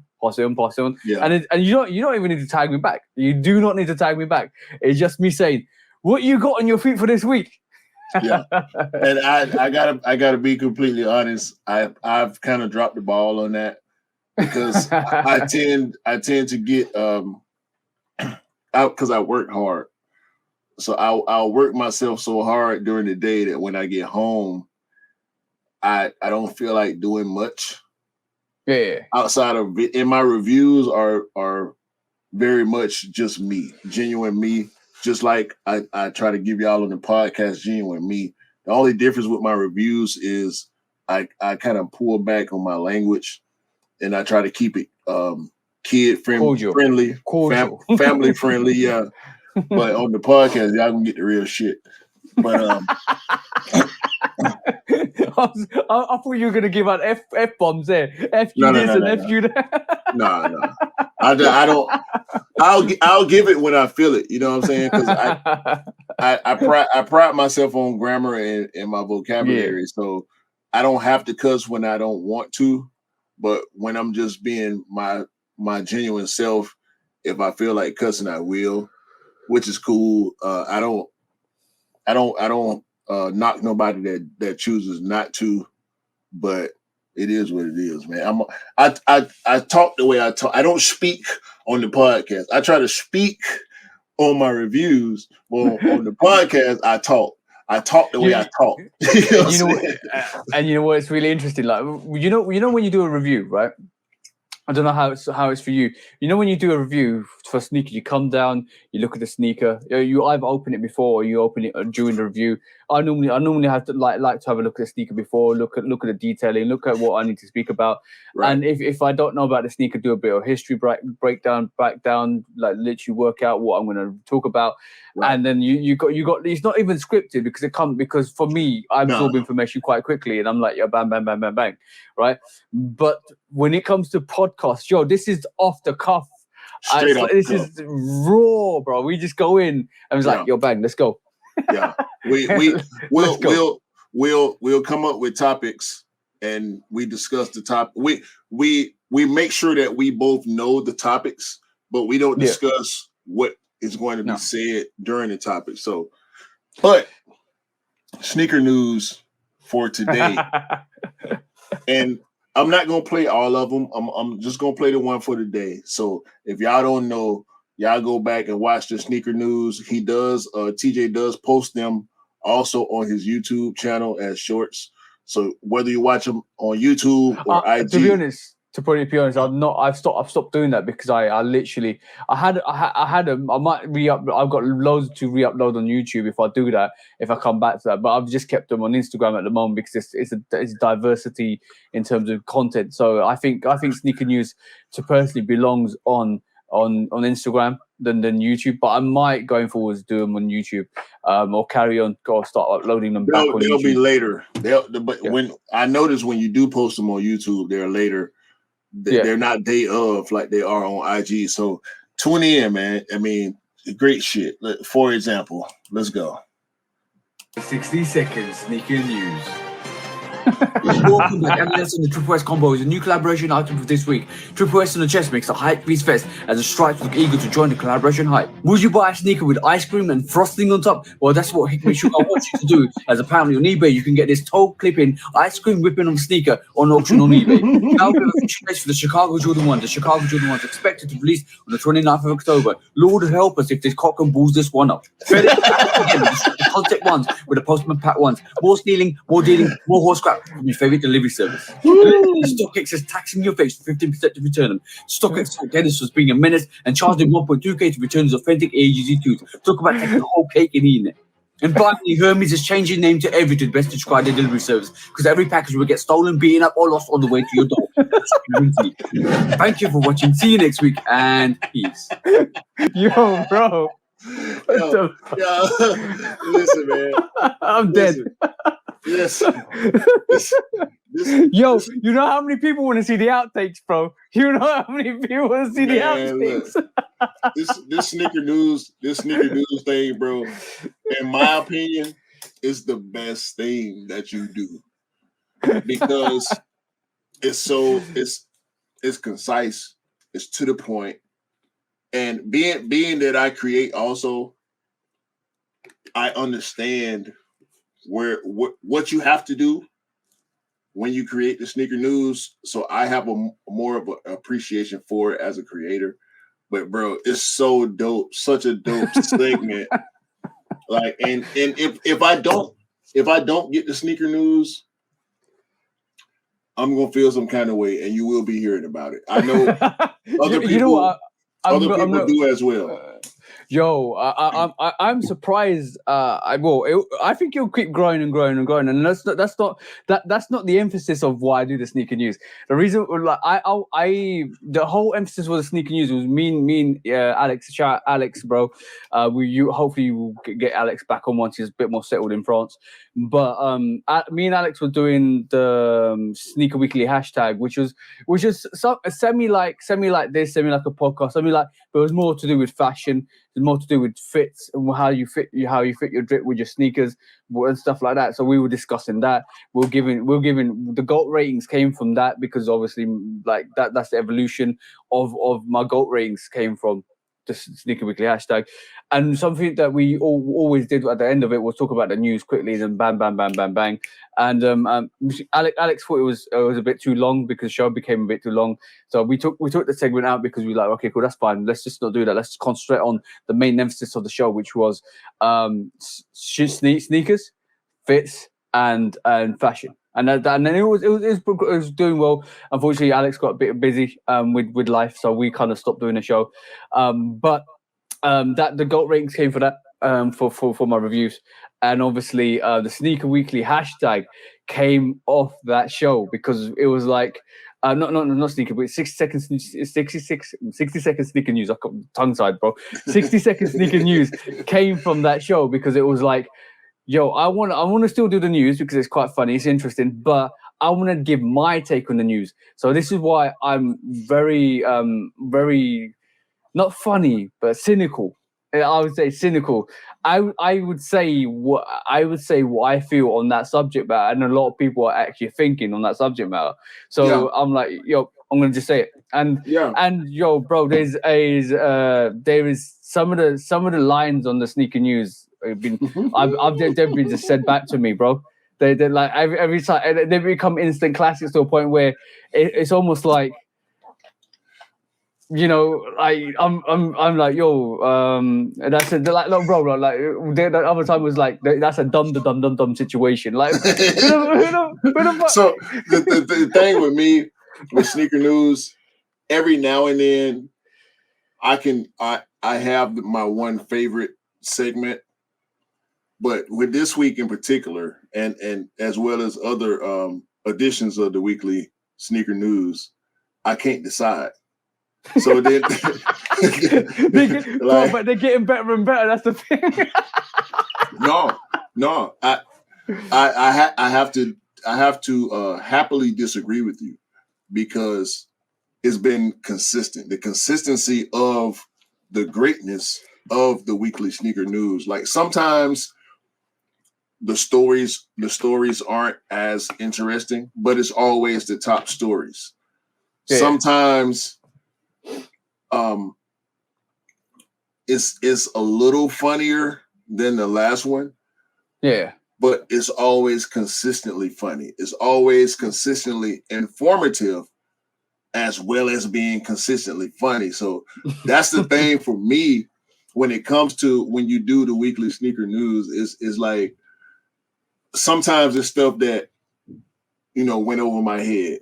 It was past my radar. You know, I didn't even know this was happening, but I find out what's going on and it's entertaining at the same time.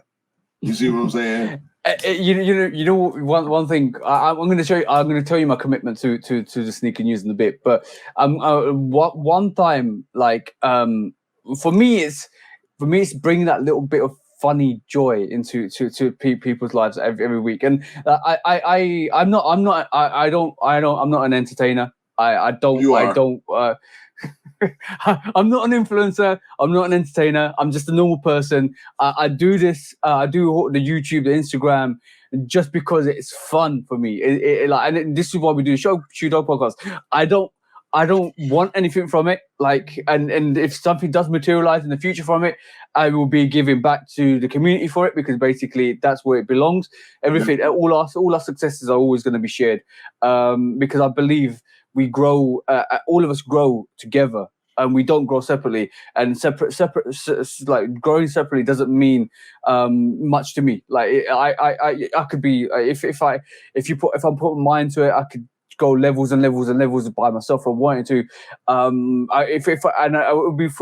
feel really lonely if I was at that level and none of my bros were there. See what I'm saying?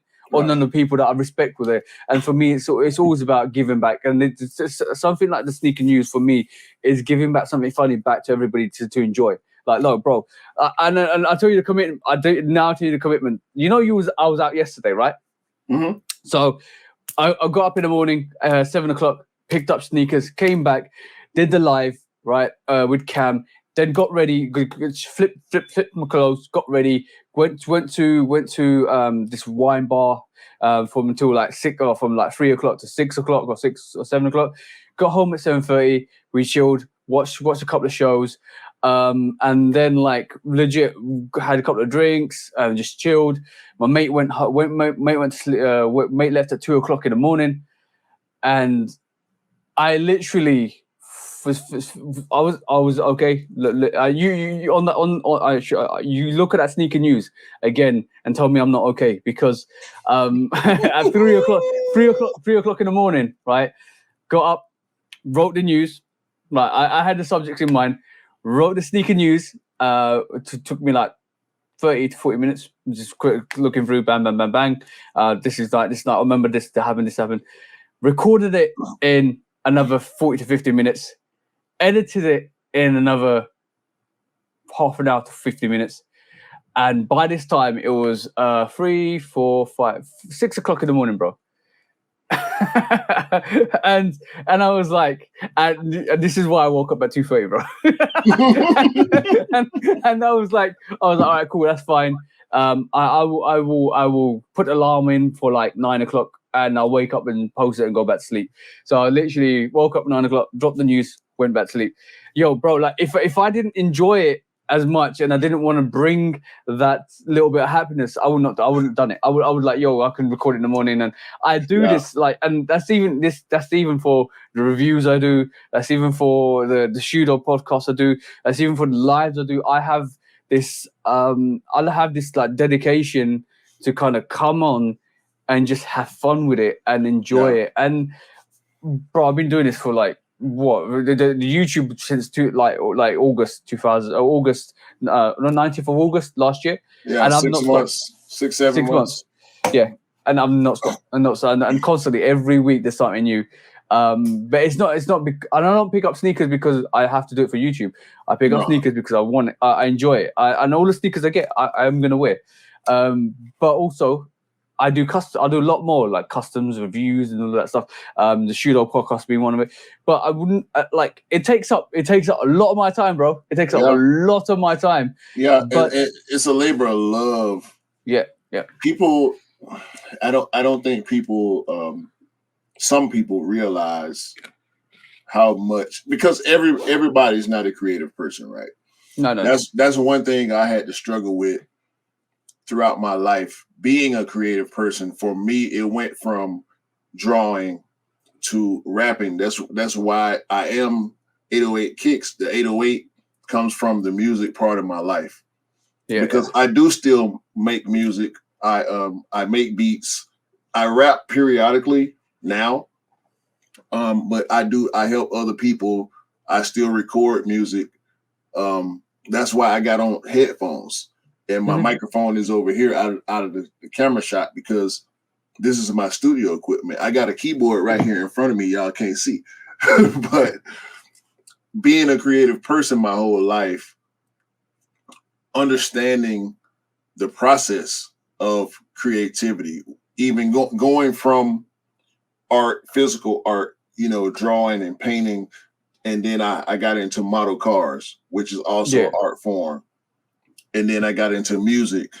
And now when I became a sneakerhead, getting into the creation aspect of that, doing YouTube videos, doing IG videos and lives, reels, doing this podcast, the creation process is not easy. You have to have a dedication to it, a personal dedication, not just from a monetary standpoint, because I'm gonna be honest with y'all right now. We don't make no money from this. Okay. We love doing this. This idea came from jokes with Egot Soul, calling him a shoe dog. and the conversations that me and TJ have, because we are bros.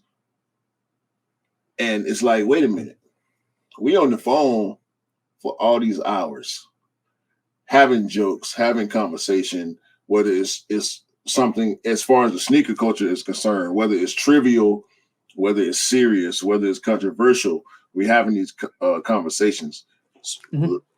Let's let everybody hear our conversations, because a lot of people feel the way we feel, and some people don't. Some people don't even know what's going on.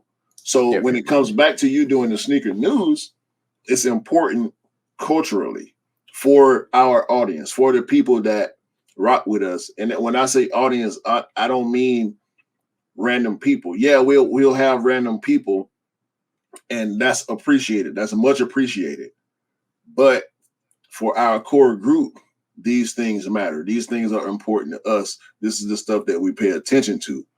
And it when it come out good or great, which we all aspire to be great at whatever it is that we're doing. Yeah.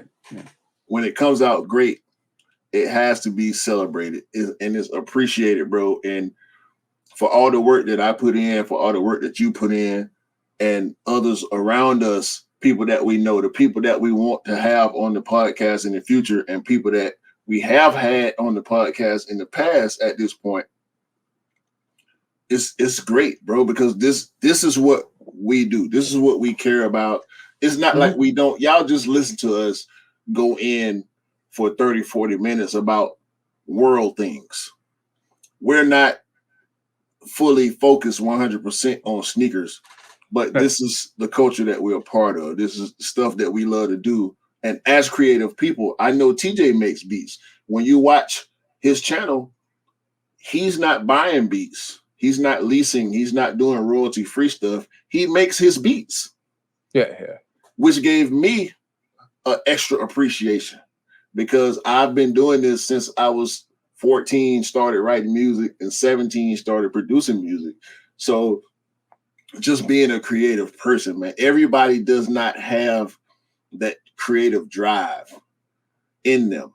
And for people like us, it'll hurt us to not be able to create in a certain way. I think for me, it's it's the freedom of expression. Like I found whenever like I'm massively like this. I used to back in the day.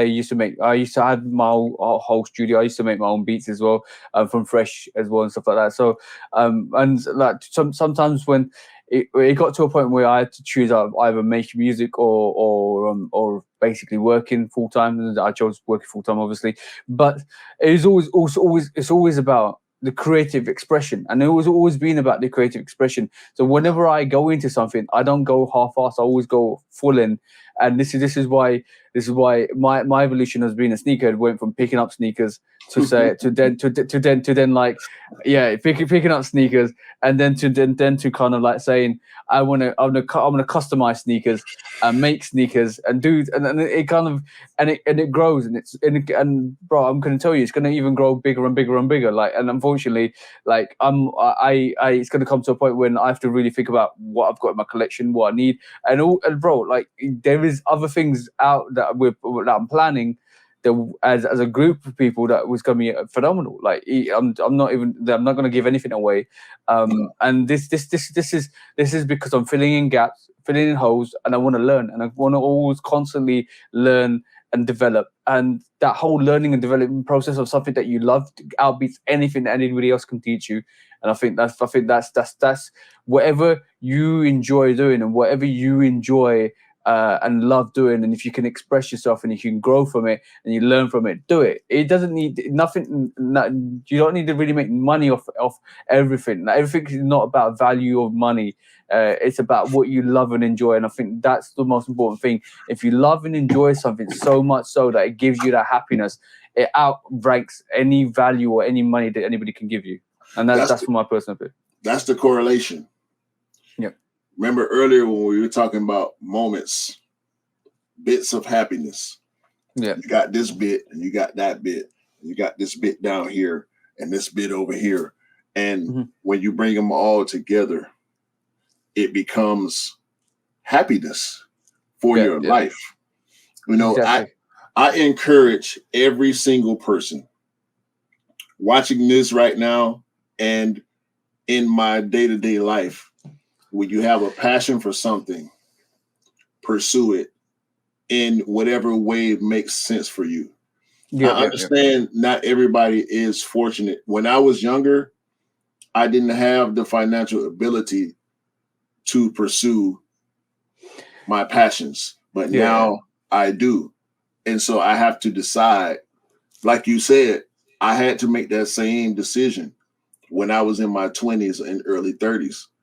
Do I continue to chase this, or do I choose to sustain my life to be able to have the type of lifestyle that will allow me to do things that I enjoy? And that's what I chose. However, I didn't give up those things that I enjoy. Because when I go to work 5 days a week, and my wife implanted this in my head when we first met, and it remains true. Your work finances your real life. Yeah, of course it does. Of course it does. For those of us that have 9 to 5s.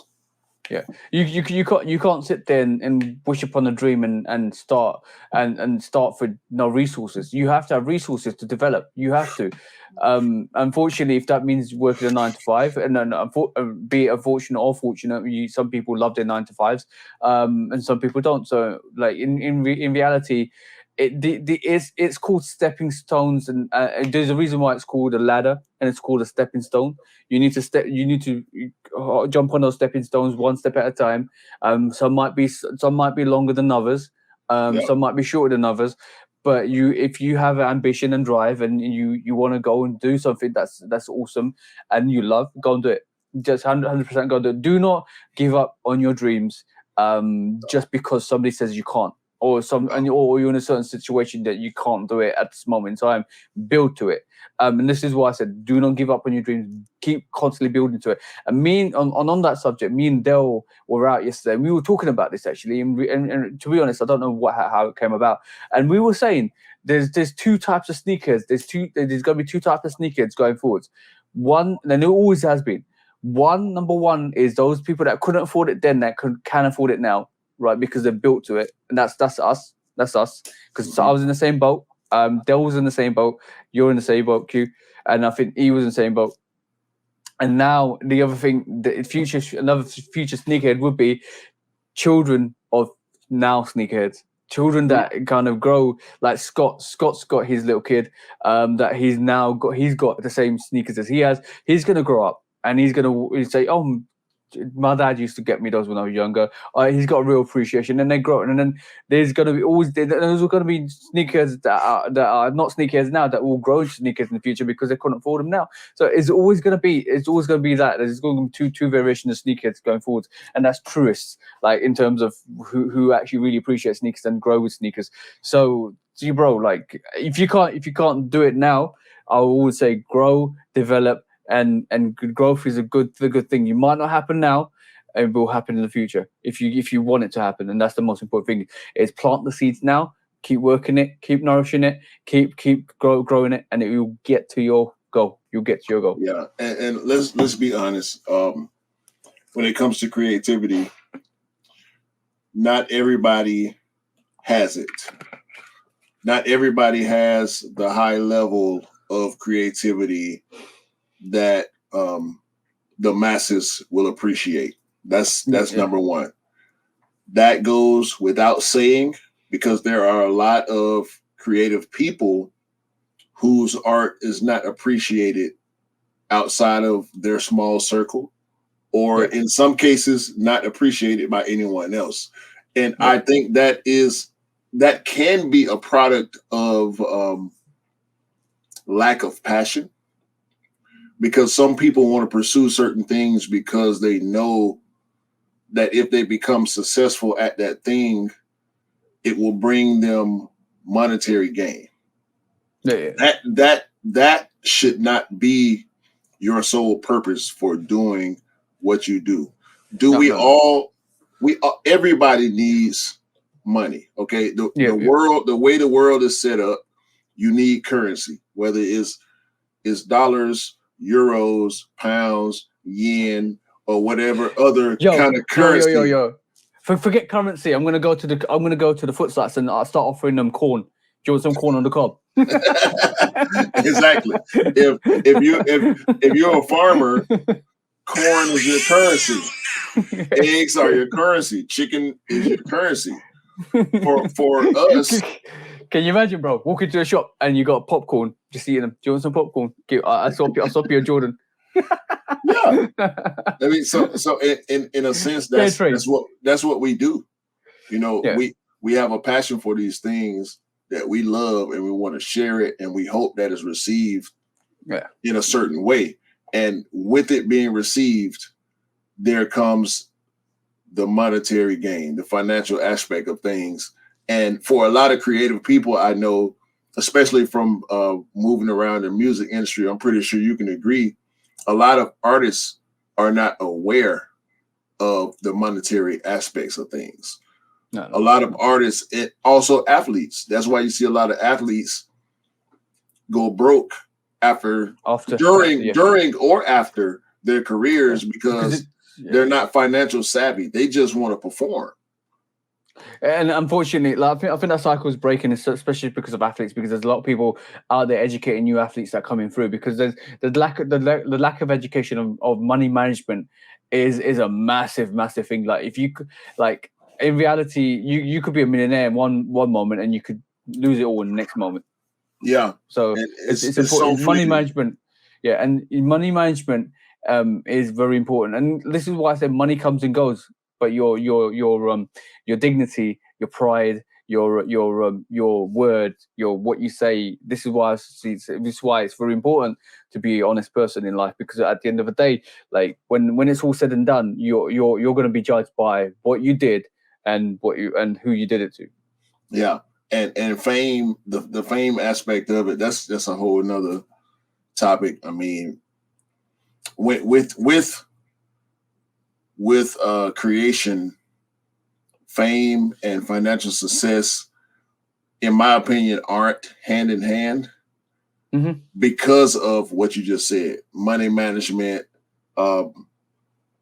growth and being able to spread and give your art to the appropriate people, because the mainstream, the pop, right? Everything that's pop will make money. There are so many talented people that don't make it to that pop level. So some things just go under the radar, although it's great. So you getting caught up in that, and it's depressing sometimes for a creative person, but I try not to let that deter me from creating. Yeah. Like, and passion is a massive input onto that, because if you're passionate about sneakers, or if you're passionate about any subject, like, if you just do it, just go and do it. It doesn't matter. It doesn't matter if you've got one supporter, no supporters. If your mum and dad have got your back, it doesn't matter. It does not matter, as long as you enjoy it and love it, and it gives you that fulfillment that you need. And you to get my philosophy is no regrets.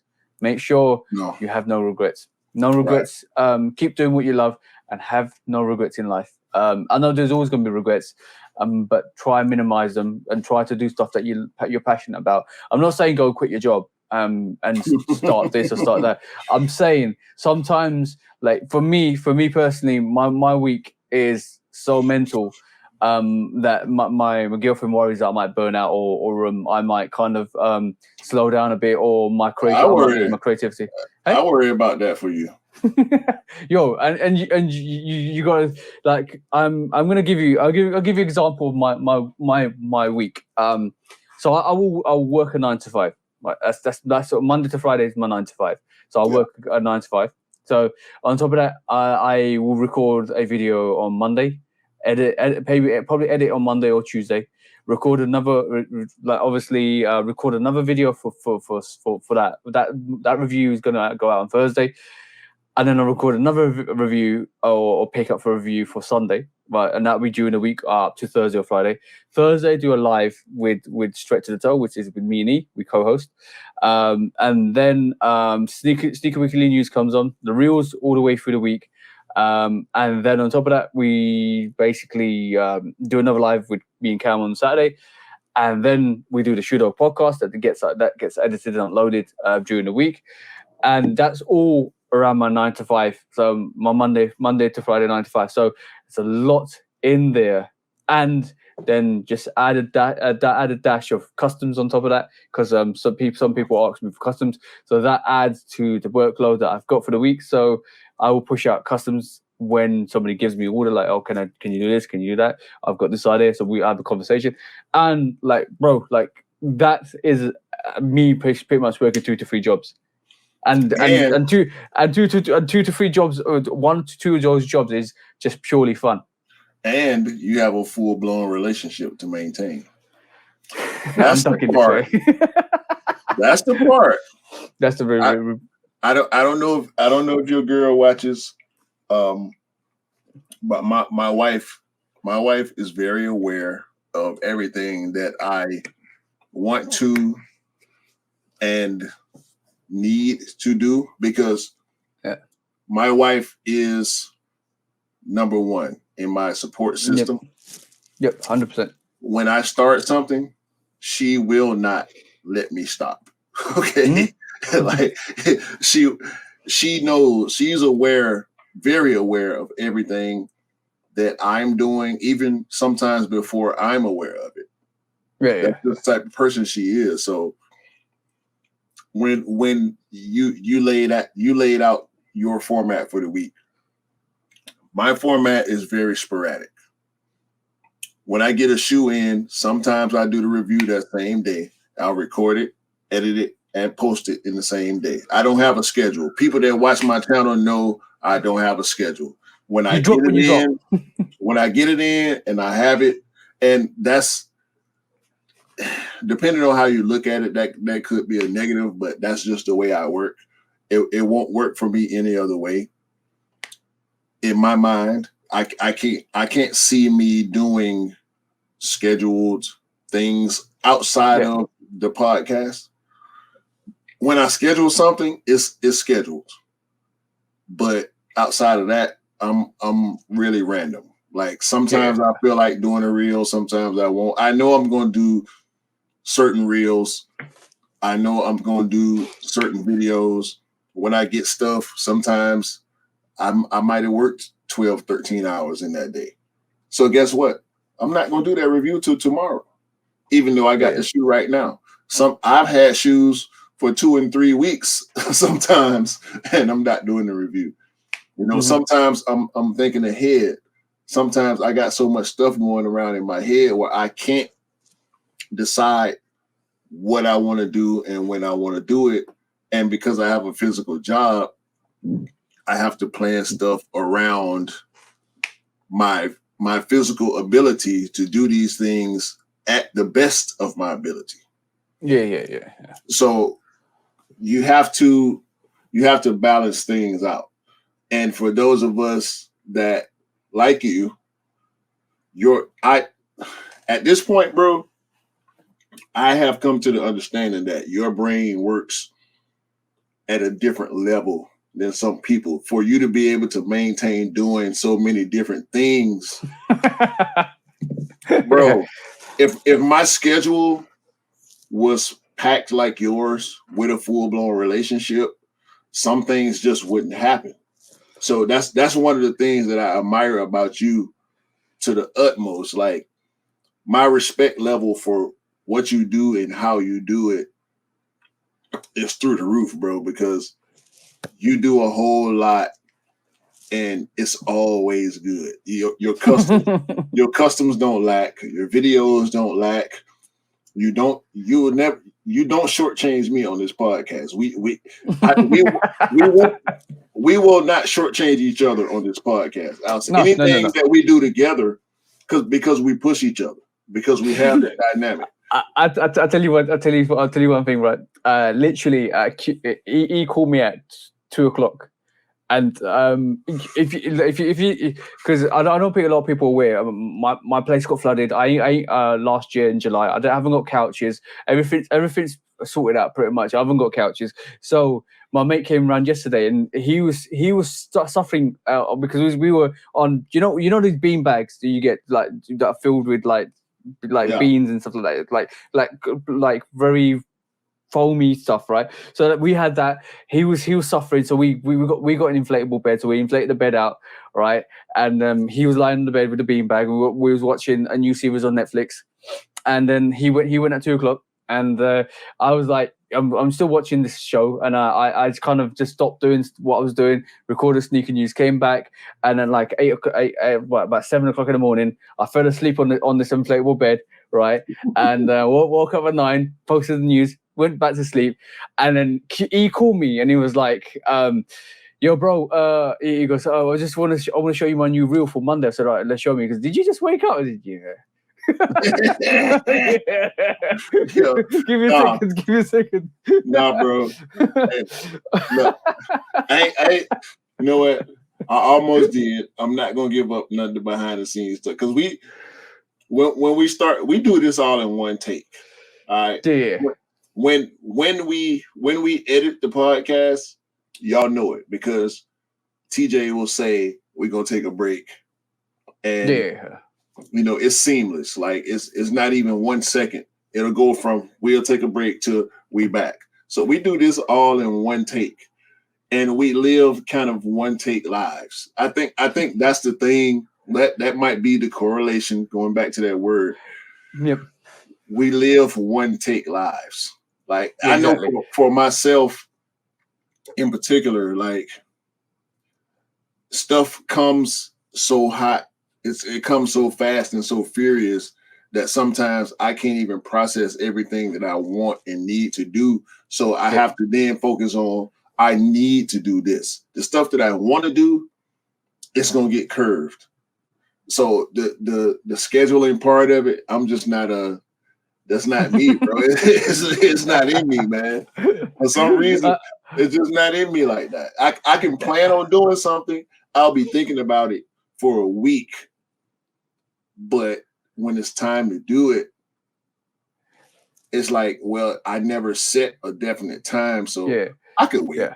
Or like it might come early. You never know.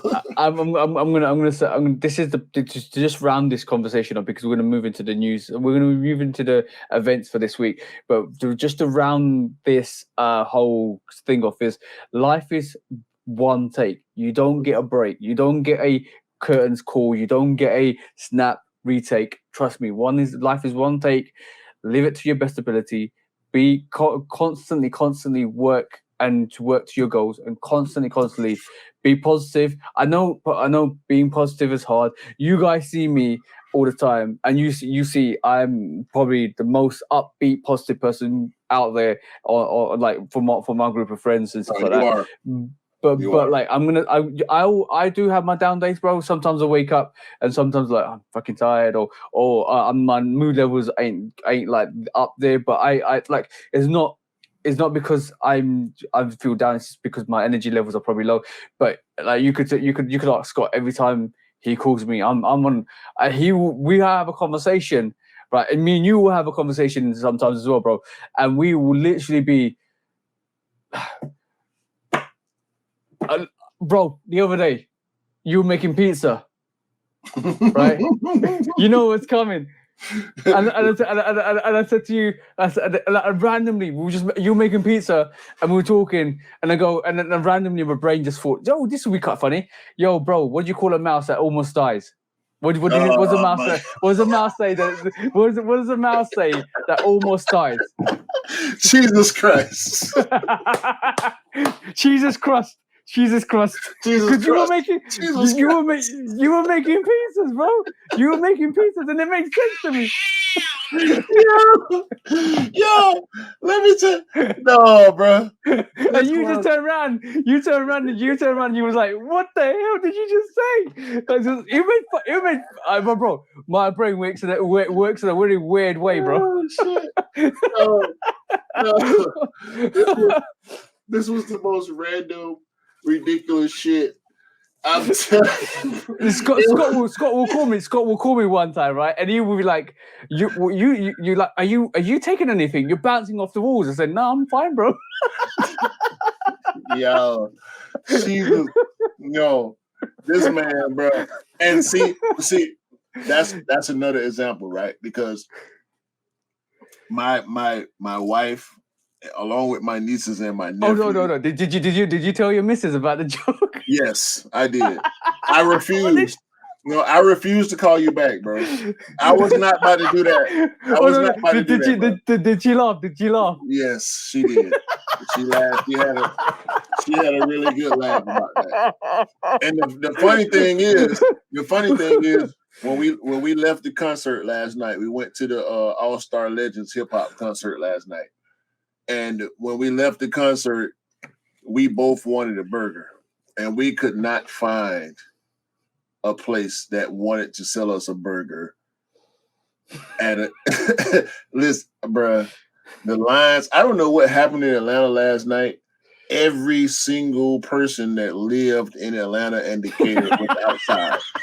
Nobody that lived within a 30-minute radius of me was in the house at midnight, bro. Every fucking body was outside, bro. And when we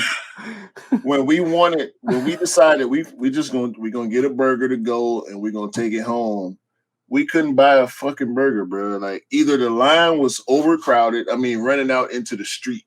Some of the lines were at the burger places that we wanted to go to. It was Checkers in particular. I'm gonna just say that. And we ended up coming home and eating pizza. Because I make homemade I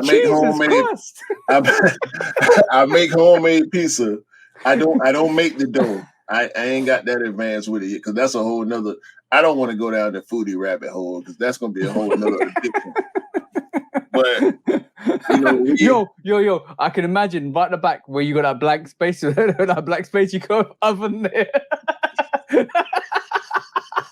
You go, bro, from on screen, from left to right, oven, right?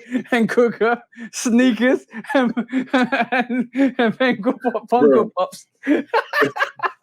If I get fully into being a foodie, it's gonna be a whole nother situation because we already. I mean, everybody. Yo, I got a perfect name for you. Funko Sneaker Foodie.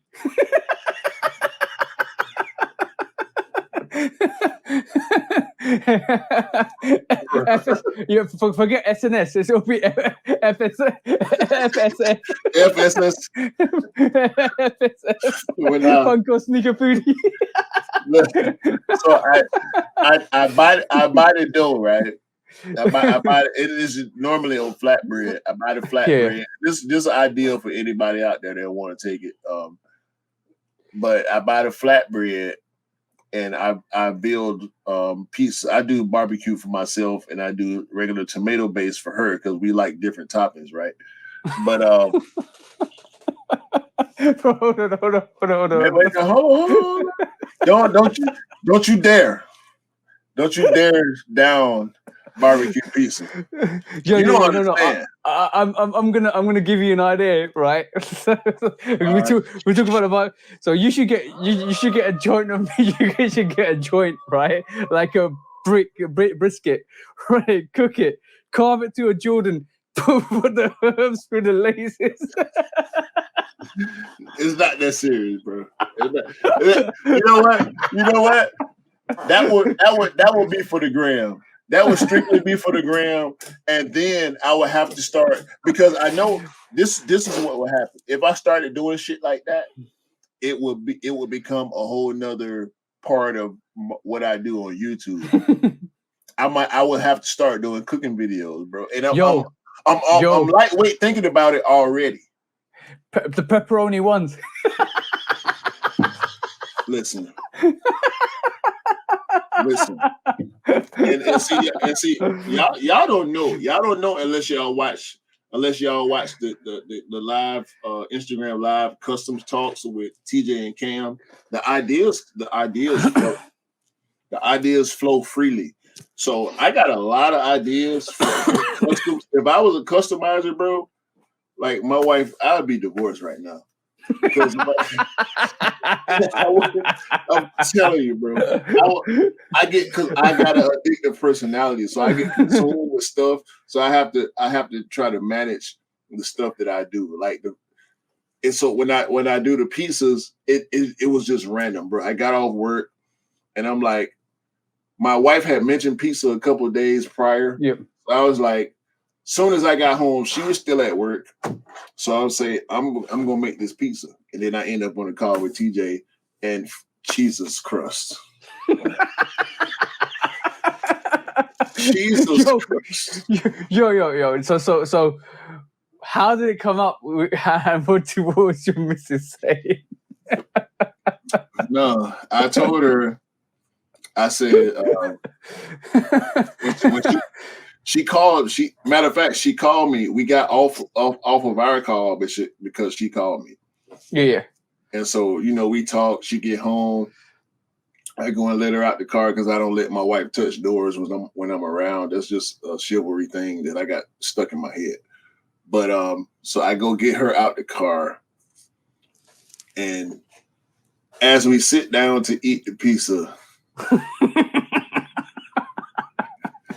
I said, are you ready?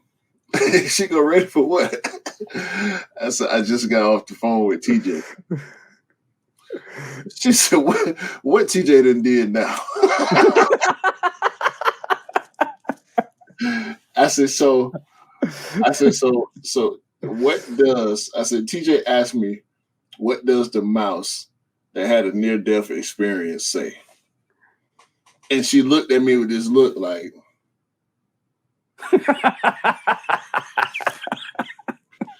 what does the mouse say? And Jesus crust. And she put her face in her hands. It's so bad. It's so bad that it's actually quite good.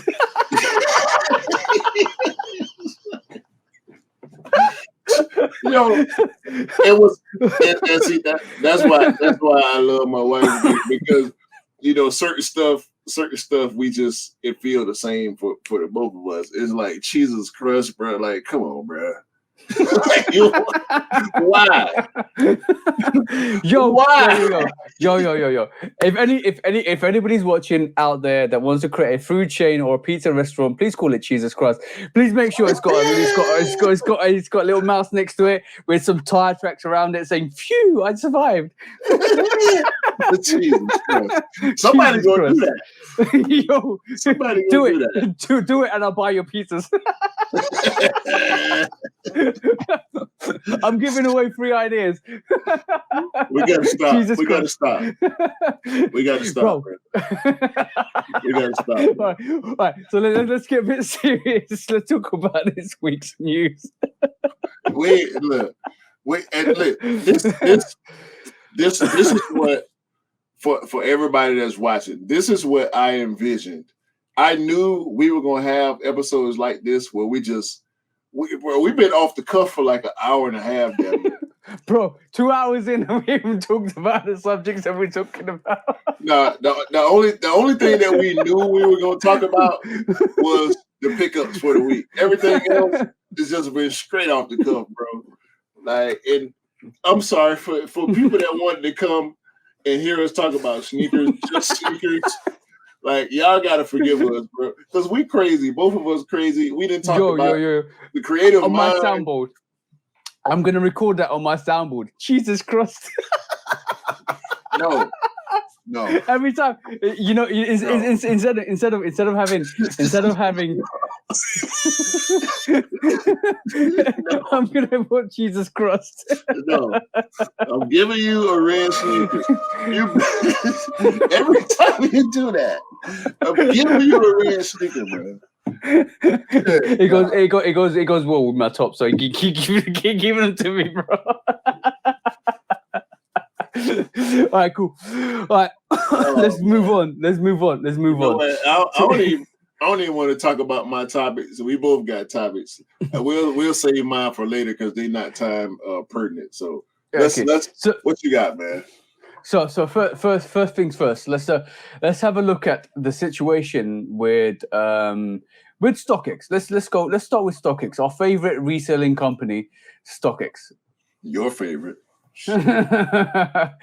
Well, one of the biggest companies out there for StockX. So I'm this is all allegations at the moment. I'm going to pull this up. So this is the situation that happened. Well, we know it's happened before, but this is a big situation where shout out to Nice Kicks for actually posting this. So what happened was somebody sent over the Yeezy Air 2s to StockX.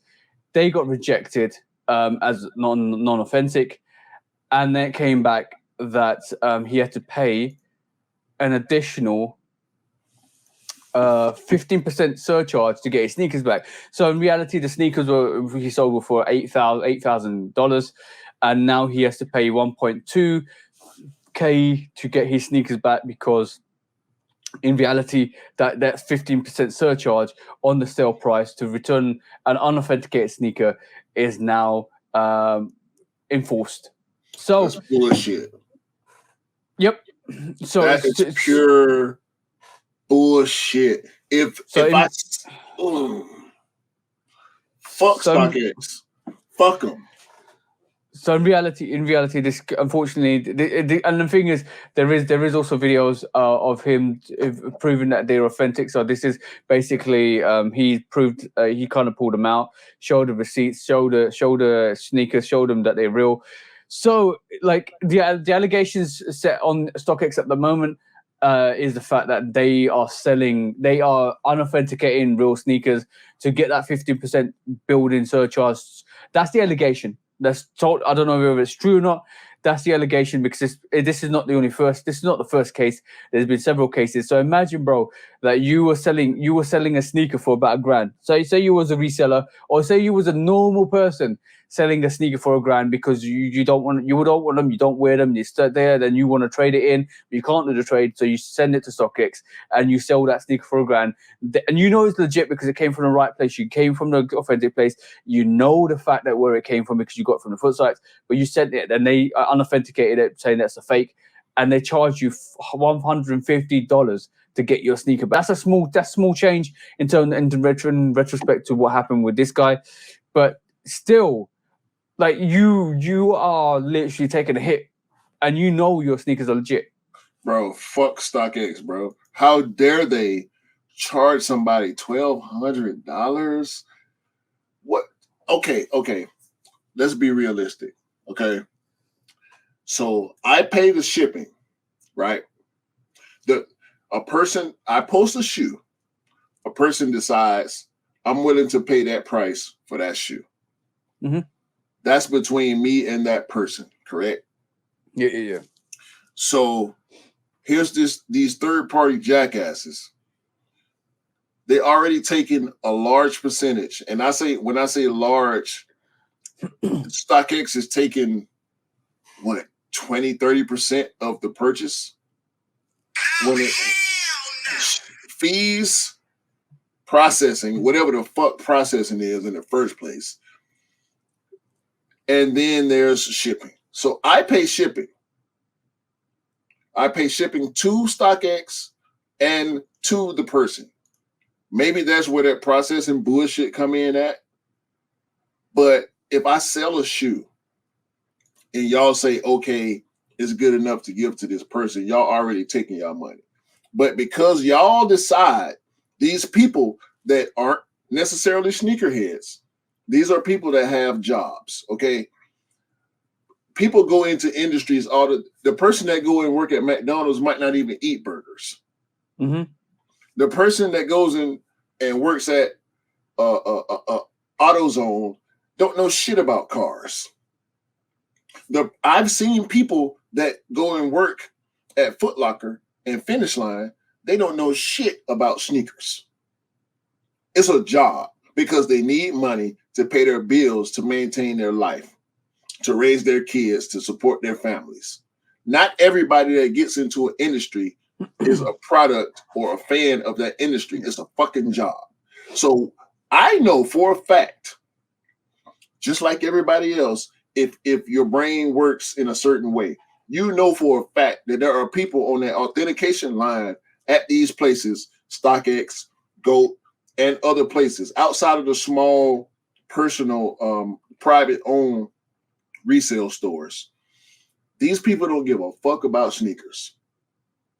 They don't know the difference between a Yeezy 2 and a fucking Adidas Yeezy. All they see is the name Yeezy. They don't know what they're looking at. They don't know why they're looking at what they're looking at. If they're being told by some people to look at certain things, and they're on a time crunch. They have a certain amount of time. Rumor has it, StockX only gives people 60 seconds to look at a fucking shoe. 60 seconds, bro. You're going to look at 60 seconds to authenticate a $8,000 sneaker. Is that what is that the standard? 60 seconds ain't even enough to clean your butt, bro. Bro, you're going to charge me? You're going to charge me to send me my shoe back? And if I don't give you the $1,200 to get something that I paid for, whether I pay retail or resale, you're going to charge me $1,200 to get my property back from you? Yeah. Okay, cool. I'm gonna kind of like just break it down. We go into court. There's allegations. There's always there's loads of allegations. I don't know. This is one of the scenarios that's come out recently in terms of what StockX have done. In terms of like them charging that 15% fee on the value of the sneaker to get it back. So that all of a sudden means that that's currently what the situation is. There's allegations that you're right in talking about like you don't know what the validity of these checkers are, because there's allegations of Travis Scott ones, the Mocha versions, about thousands of pairs went through that were fake, that UAs that were fake. So there's that allegation. There's other allegations where people think that they StockX grab their sneakers, swap it out for fakes, and send them back. So there's that allegation. These are all allegations, by the way, not proven to be correct, but these are all allegations. alleged allegations that are set by other sneakerheads to StockX. And also, I know this for a fact. That there was this back a couple of years. StockX put a premium charge on selling. So over a certain fee, over 600 to 700 pounds, you would have to pay an additional fee because your sneaker was premium. Right. So in reality, they were taking much more of a higher percentage of cost. So say you could sell a sneaker for £650, right, for instance, and they'll give you that 15 to 20% charge. But then if the sneaker went above that value, that above value will get charged even more. So all of a sudden, you selling it at 700 wouldn't be cost effective because you could sell it at 650 and get more money. So It's and then taxing. they were taxing the sneaker price over a certain price, and they got rid of that. Because a lot of people were in uproar behind it. So there's tactics that StockX do use, which is suspect, very suspect. But they're a business company, and they're looking to profit. They're a business company to be the middleman to prioritize their middle management. And that's what they are. So let's get this right. They like for a company like StockX. I don't care if I'm going in now, but for a company from StockX that don't have good customer service, that rely on email, that you can't talk to, that the automated system shit, that ban people, that strike people, that have suspect activity. Why is anybody going to use you when they can go to eBay now, which is a way better platform to sell sneakers, way better platform to interact with your customers, way better platform to interact with your buyers, way better platform because you can actually call them and get a person to respond to you. Yes. Why would they choose this? Why would they choose StockX? Fuck StockX. All right. Listen. Fuck them. If you can avoid using StockX, please do so. There are ways. If you love something enough to do that, to pay the amounts of money, get it how you live. Okay, do what you please. It's your money. It's your life. Yeah. Fuck StockX. I would never, ever sell or buy anything through that fucking company. It's bullshit, bro. StockX is the biggest vulture of the sneaker culture. The biggest, bro. Like, come on, man. $1,200. You could use basically splitting facts there, bro. Like, and that's not even like I know Scott's trying to maneuver a couple of sneakers. He's bought them at last resort because your last resort is StockX, obviously, because you can't find the sneakers elsewhere, and they've cancelled one order already. That the person's not shipped out, so he's stuck. Like he can't find. I'm telling you, there's special sneakers. I'm not going to spoil it for you, but he can't find them. He can't find them anywhere else. So he's got his last resort StockX, and StockX, the shipper ain't sold out. They refund his money. Bro, I'm gonna be really honest. They're updating their system, right, of what the progress of your sneaker is so bad that you'll sit. I've had it in different occasions. I've bought from StockX before. I've had it a different occasion. Yeah. I've had a different occasion where the shipper hasn't shipped out, and next minute I know the shoes are authenticated and coming to me. It's like, where's the update? Where is the update? Like, it's taking weeks for you to give me that update, and the whole customer service, that element of StockX is so bad, so terrible. They like, why would you've got a StockX company? I know people look at the charges on StockX and value the charges of sneakers from StockX. I understand all of that because that's a currency, that is a stock value. I understand that, but your company is in the 20s. We're in 2022. Yet you can't update. You can't pick up your phone. You can't give us better service. Like, what kind of third rate company are you? So I don't understand that. Moving forward, and we have shown StockX. I don't want to show them anymore. I don't want to talk about them anymore outside of calling out bullshit like this that you just brought to our attention. Fuck them, bro. Like I've made 2 purchases and 1 sale through StockX. I didn't like it. I didn't like the purchase process, which is why I haven't purchased. Besides the fact that I don't like purchase and resale as it is, but I made the 1 sale, and I wasn't.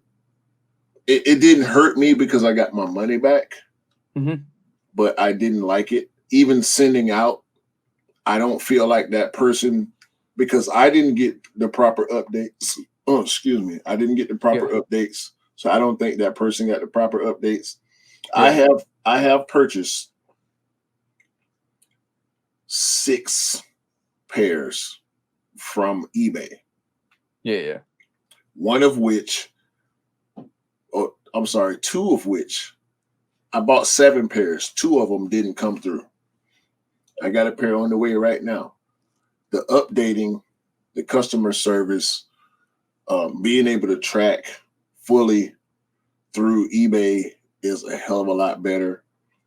And also GOAT. This is not an advertisement for either company, but GOAT to me has been better than StockX, and eBay has been better than GOAT. Yeah. So you know what's really amazing is the fact that like when eBay was there doing its thing, and StockX came out and GOAT came out and Flight Club was always being there and stuff like that. When they came out, they didn't. eBay didn't panic. eBay didn't panic. They were like, okay, cool, interesting. Well, let's level up. They leveled up. Yeah, they took their time and they upgraded. And I think at this point, eBay is probably the most reliable source for online resale. Yeah.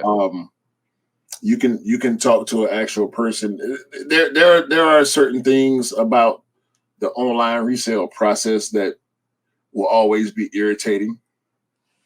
But when it comes to eBay, they are the least frustrating. Yeah. From my point of view. Even with pairs, I had the 1 pair that the guy never shipped. You can communicate with the seller, depending on the situation. If it's direct peer-to-peer, you can communicate with the seller. If it's authenticity guarantee, you have to you are only able to communicate with eBay, but eBay is there. They will answer the phone. You can talk to an actual person, or you can email, or you can message with them. They're very reliable from my experience with them, and so I will rock with eBay moving forward. GOAT, I had a good experience with GOAT. I've purchased now, between me and my wife, 4 pairs from GOAT since 2019. And GOAT has been good. I know that GOAT has corporate backing from Foot Locker and probably other places as well. But there's just the business model and the fact that you can actually communicate with them better than StockX. And on top of this type of bullshit, $1,200, bro. Like, get the fuck out of here, man. For my shoe that I sent to you, that I paid to send to you, and now you're gonna charge me $1,200 to get it back? Fuck that, man. What the fuck? What kind of shit is that? Some bullshittery, bro. But moving swiftly on from StockX to this situation, bro. Like this situation, our favorite delivery company is at it again. Your favorite delivery company? Well, we don't have FedEx here, bro. No, not really. We got Parcel Force, but apparently, allegations have been sent to FedEx because somebody swapped out the Concept 1 Air Maxes for some Postman Pat ones. Some what? Like, what are those? What are those? What are those Postman Pat ones? You know who Postman Pat is, bro? No. Okay. I before we go into this. This is not from the Postal game, is it? No. So Postman Pat is a well beloved character from the children's show from back in the day. I'm gonna visit this site and show you what Postman Pat is. To a lot of people in the UK, this was the show to go to from our childhood memories, and I'm gonna share this with you now. this is 1881. This is Mr. Postman Pat. Okay, I've seen him before. I don't know. I'm not familiar with him at all. Yeah, so he's there's a tune that goes Postman Pat, Postman Pat. Yeah, so basically that's from our childhood, right, bro? So basically, it looks like somebody's actually swapped out these Air Max ones, no Jordans, Air Max ones with these Postman Pat ones, or these Postman Pat. So FedEx are doing, FedEx employees are doing the utmost to get the releases, bro. Listen. It literally looks like he's put his sneakers in and he was worn the other guy's sneakers and walked off. Yeah. He took his off, put them in the box, and he didn't even put them in the box right. Like, come on, man. Listen, okay. So when I got my Concept Air Max ones last week, I have a camera on my porch. So this is motion sensitive for any of y'all motherfuckers that think y'all gonna walk up on my porch and ain't gonna see your ass. And it records too. I will have them people on your ass about my stuff. All right. So when that guy from FedEx put my Air Max 1 Concepts on my porch, I saw him. I saw how careless he was. I saw how nonchalant he was. When I came home and got my package off of my porch, it was open. Apparently, the person that did this, they knew what that shoe was. Shit. The person that opened my package didn't know what that shoe was. Yeah, because I saw that, because basically you showed me that when you called me and you said, "Look, bro, look what happened," right? And when you open a package, all you see is flower, like the flower display from the tick, right? And they probably thought, "No, it's not the right one I want." Because he was looking for rebellionaires, bro. He was looking for rebellionaires. Yep. Yeah, and the pair of rebellionaires that I have coming, that's for you, is coming through UPS. And I know even that FedEx person that delivered my Air Max is not my regular FedEx person. Yeah. I have a female FedEx driver that normally delivers my FedEx packages. It was not her. Yeah. My UPS guy I've actually had conversation with, he knows when those rectangular boxes come, he knows what's in those boxes. Yeah. But he's an honest guy. Like I said, I've had conversation with him, and we didn't talk about what I get delivered. We talked about work in general because I'm also a delivery driver. So we just talked about, the delivery driver life in a sense. Yeah. But this is bullshit right here. Well, I do like your approach to picking up sneakers, because I think from your perspective, you can book it in at a stop en route, so you actually pick them up. I think that's a better option. Number one, because people don't see constantly packages coming to your address, and number two, it means that you can go at your luxury to pick them up like you're going shopping. So yeah. it kind of just alludes, like kind of dilutes the whole there's packages at his door, let's go and steal them, to I'm going to control where my packages end up and who has handle of them, so I can go and pick them up myself. Because I feel the whole processing unit up to delivery is not when they get stolen, it's when they're out for deliveries, when that issue happens. Yes. And let's break this down, because FedEx is not going to give that man a pair of Air Max 1s. Neither is Nike. He will file that claim. The claim will be either found to be true or false. Hopefully, the claim will found to be true, and he will get his money back. He won't get that shoe back for retail. Yeah. That's a Nike box. If you scroll back, that's the box. That's the exact same type of box that Nike sends out all the time.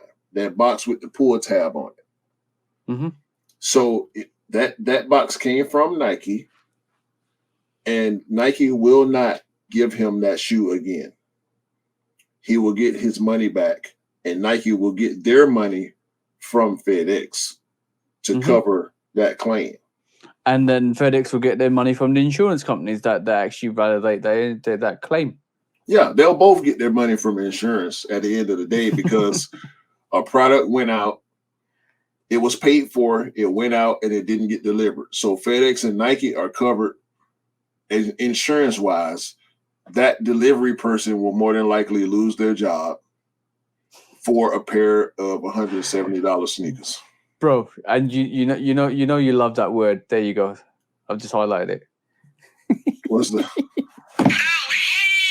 leadership? Yeah, that's some leadership shit right there. Yeah, but I don't know. Like, it's ridiculous that we got cowboys out there stealing stuff like from people's doors. Like, where is the hold up? The package was fine. And it got lost in transit. Where is it? Like, where is the mark? Oh, you've had 5 packages lost en route. Like, come on. Like, where is the action? Where is the proactiveness of FedEx stopping their people, or stopping not their people, allegedly those packages going missing? Because if it's one person constantly is delivering packages and he has 20 packages go missing in a space of 6 months, are you going to question him? Yo, hopefully Zach Pennington, who posted this, hopefully he's an honest person, because we are in the age of scammers. Yeah. So I know neither one of us is aware of who this guy is. So hopefully he's legit. But wait, at the moment we're claiming this story to be legit, a legit story. So that's the caveat to this story at the moment. But it seems like this is some bullshittery that FedEx are coming. But you are gonna get scavengers. You are gonna get vultures that actually take advantage of the fact that FedEx packages gone missing and they're gonna claim it. But we're not saying to or fro. We're taking the story as 100% as what it is for face facts value, rather than actually saying this is a true story or not. This is face facts. This is what we've seen. This is what the information is out on the media, on social media. This is what we're talking about. And either way, if the guy's dishonest, that's on him. If the FedEx driver is dishonest, that's on him. You only live with what you sow. So in that perspective, we're taking the story as face facts. Yeah, bro, I've anticipated it before, because I have I got a few hype pairs in my collection, and anytime I get something that's hyped in sneaker media, I take extra precaution. Yeah. Sometimes I'll stop the package at the distribution center and go pick it up myself. Easy option. Be safe than sorry. Yeah. Sometimes you can't stop the package. Sometimes you have to have it delivered to your home. That's part of the reason why, outside of normal reasoning, I have that camera. And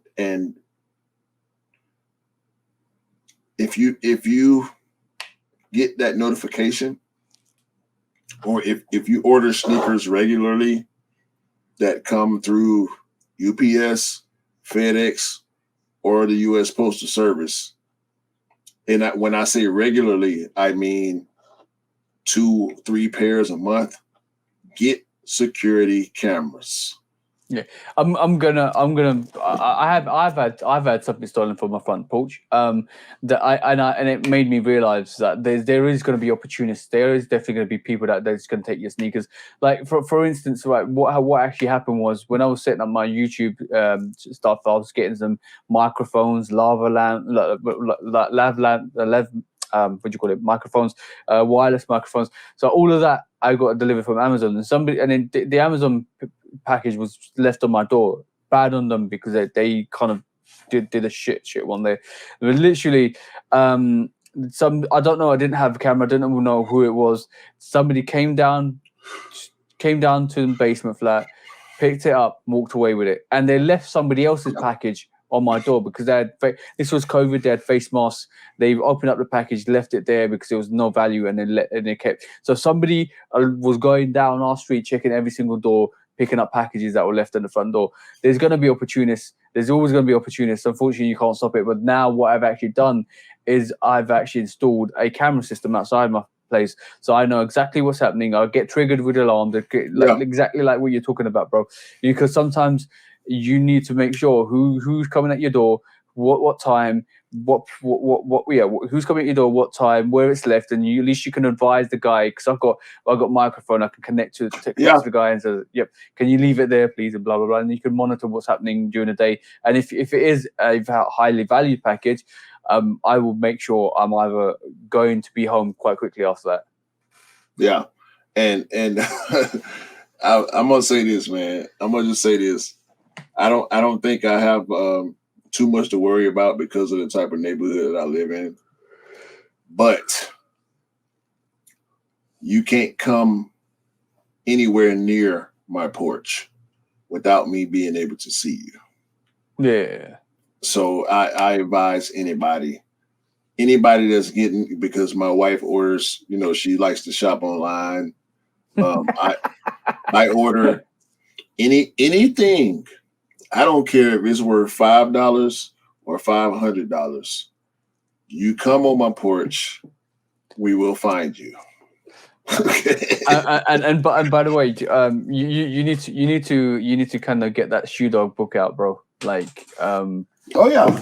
From my we totally got engaged with the whole aspect of our conversation of the news, that we totally forgot that StockX, you're getting a Shoe Dog book because of your allegedly bad practices and your alleged suspect activity. And FedEx, you're also getting that Shoe Dog book for your not controlling your employees or not hiring the correct employees to make sure your packages get delivered.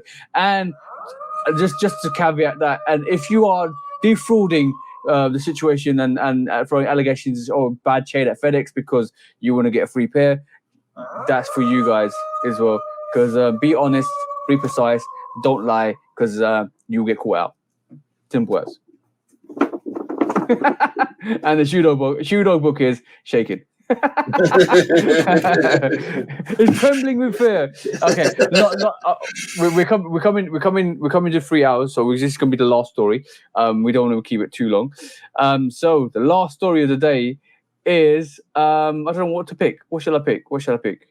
Okay, let's just pick this funny. Let's pick a funny one to end with, and the funny one we're gonna pick to end with this week is this. Oh my God. This guy. Now let me say this. How do you say his name? I say it's Hickmet Sugar. Yeah, Hickmet. Him Sugar, something like that. So basically, I don't know this person.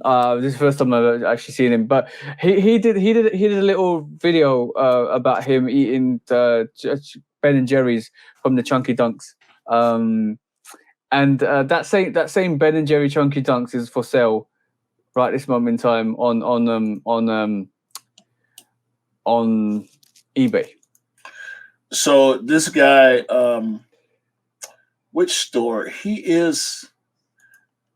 I believe he's affiliated with one of the boutiques in the US. I cannot remember exactly which one it is. I have seen him. He actually has sneakers. Yeah. That he has made and designed and everything. So he is a respected person. Yeah. In the culture. I respect him. I follow him on IG.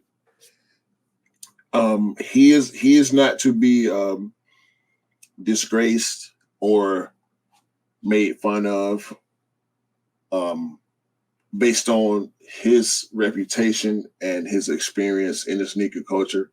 So we're not bringing this up to downplay him or disrespect him. Yeah, I just thought it was really funny because the fact that he's eating Ben and Jerry's one moment and the next minute he's selling his sneakers on eBay, or the same sneakers. So the question is, would you buy that sneaker, bro? Would you buy that sneaker knowing that it's had some Ben and Jerry's ice cream in it?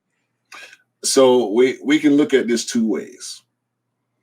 If you are somebody that wants a pair of Ben and Jerry's and you don't care what condition they're in, you're only looking at the price for what he's charging. That's a decent price for that shoe, right? Yeah. The fact that he has done what he's done with that shoe gives it a certain level of legend in the sneaker culture. So it's like I'm kind of on the fence about it because it's his shoe. Him being who he is adds value to it, knowing that it comes from him, and also what he did with it, putting the ice cream in it, eating the ice cream out of it. It adds more value depending on who you're talking about buying the shoe to that shoe. So I can't knock it. Would I buy it if I was in that market? But by the way, it's on eBay at the moment for like where was the price? About €715. So 715 euros is somewhere around $800. Probably a bit more than that. Maybe 850, 900. Something like that. But yeah. Based on what that shoe is, where it came from, the we'll just call it history of it. Yeah. I don't think that's bad, to be honest with you. I don't think I can't knock him selling the shoe. I don't know why he would. If I had a Chunky Donkey in my collection, it would die with me. That's a classic scene. That's a classic scene, though. Really, if you really think about it. Yeah, it really is. I can't really see the shoe being damaged much. He probably soon after that this scene was filmed, he probably got all the ice cream out of the shoe. Maybe he cleaned the insole, maybe he didn't. If I bought this shoe and there were ice cream stains on the insole, I probably wouldn't clean it. I would probably leave it like it is, as long as it's not going to affect me wearing the shoe.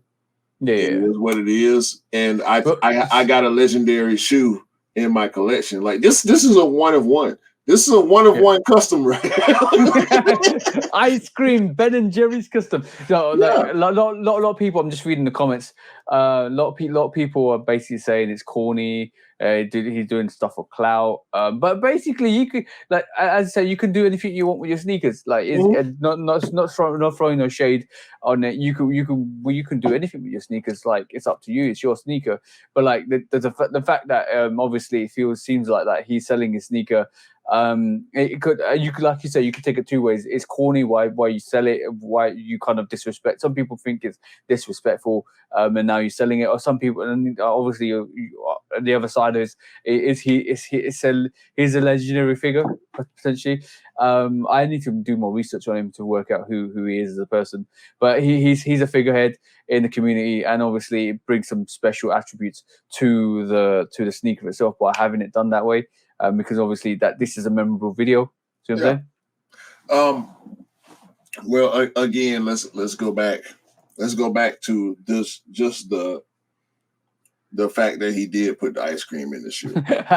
bro, original box worn with ice cream and in the pool with pictures. Okay, so he being completely honest about it.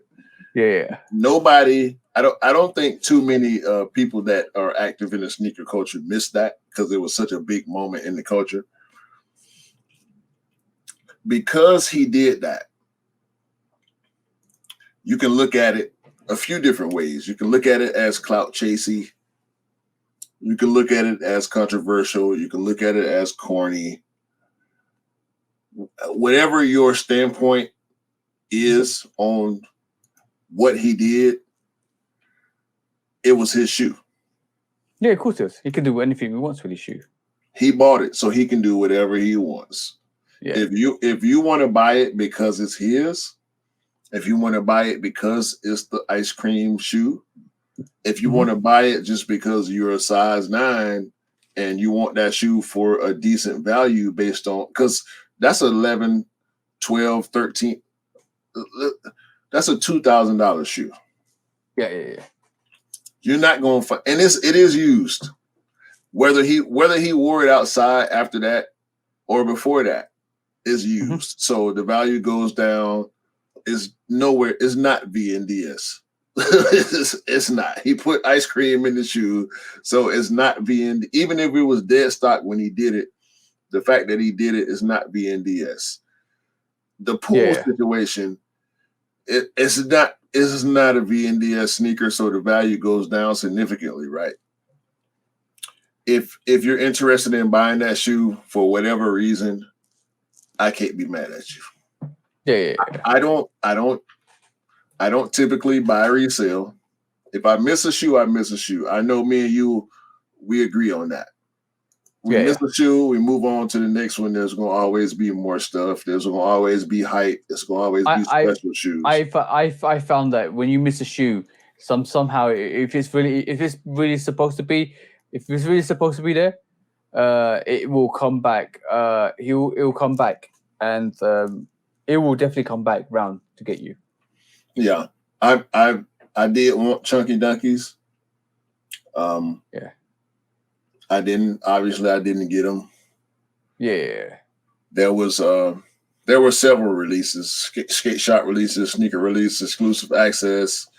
There was a second chance on them. I didn't managed to get my size. That is a shoe I would love to have in my collection. It is a legendary shoe, in my opinion, based on what the Ben & Jerry's company is and who Ben & Jerry themselves are. I respect those guys.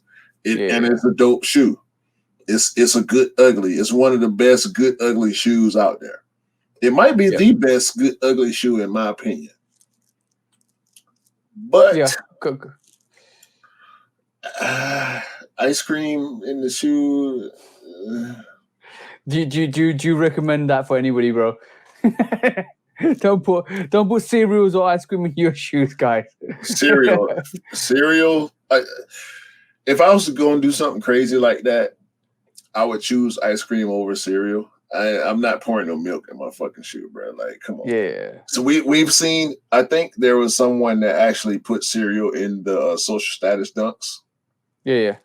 Or poured milk in them, or drunk the milk out of it. We see all kind of crazy stuff like that. I think Fat Joe started it with licking the sole. So now, everybody is trying to top that.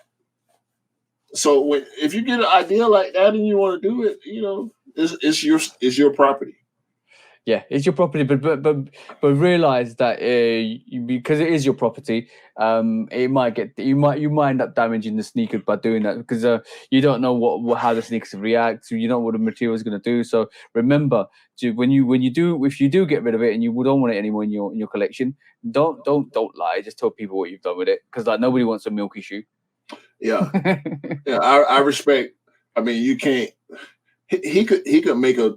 He could make any kind of email and just put it on there and sell it to whoever with and not know where it's coming from or what that shit is. Yeah.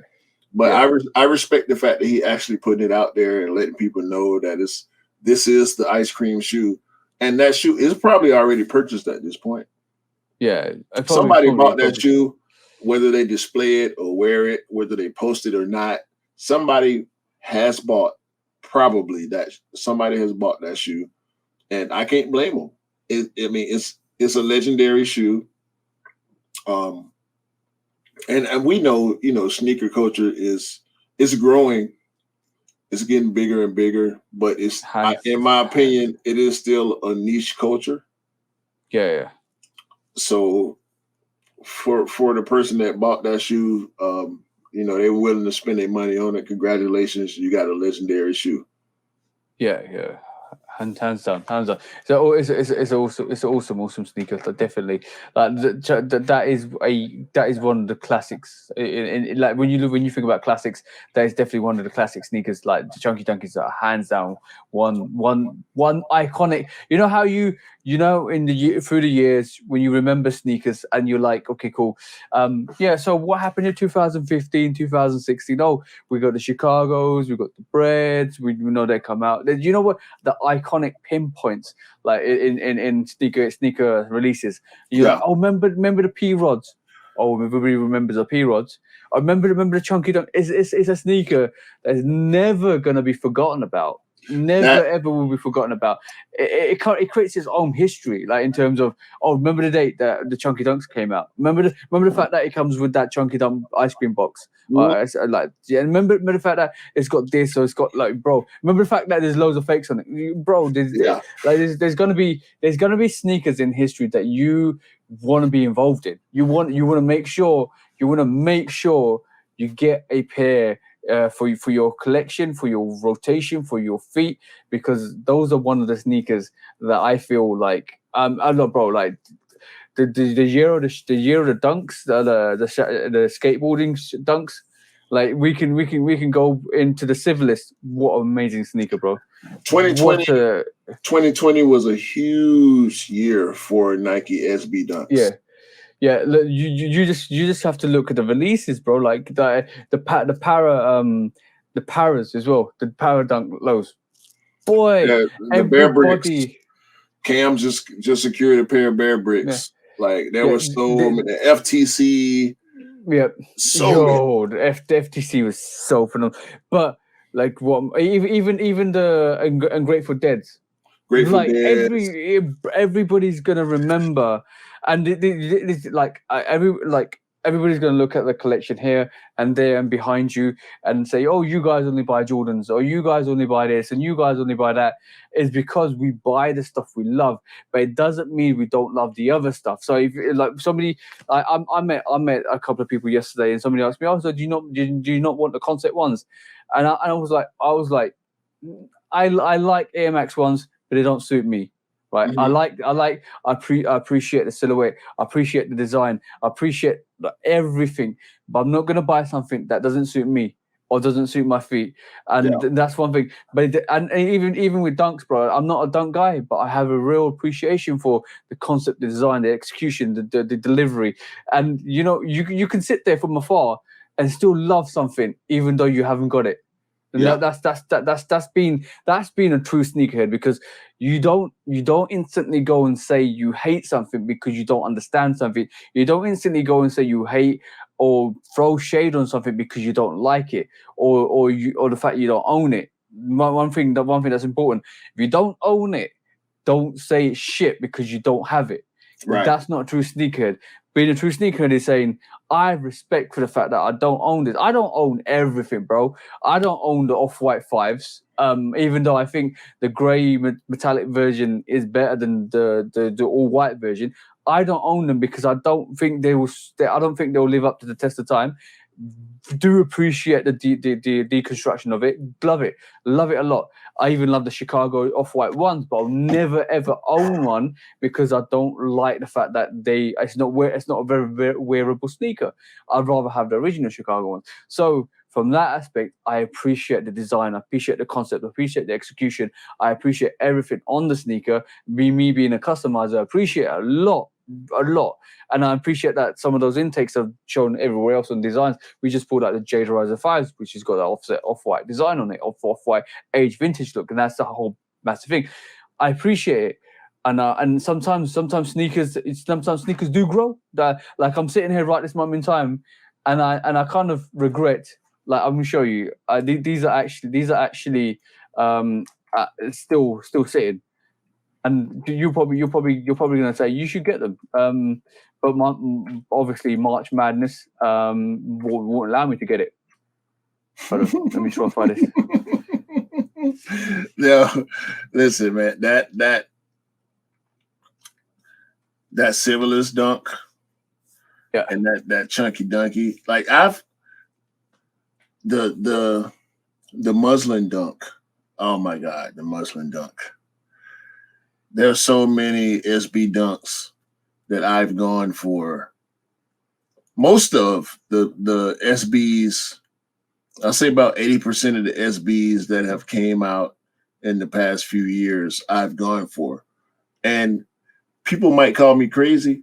I didn't try to get any of the Supreme SBs because I don't like them. Yeah. I don't like the stars on them. It's a normal dunk colorway with stars in the SB. Like I didn't try for them because I didn't like them. So I'm going to show you something now, right? I'm sitting here contemplating this sneaker, bro. I did not like this. I did not like this when it first came out. Don't like it.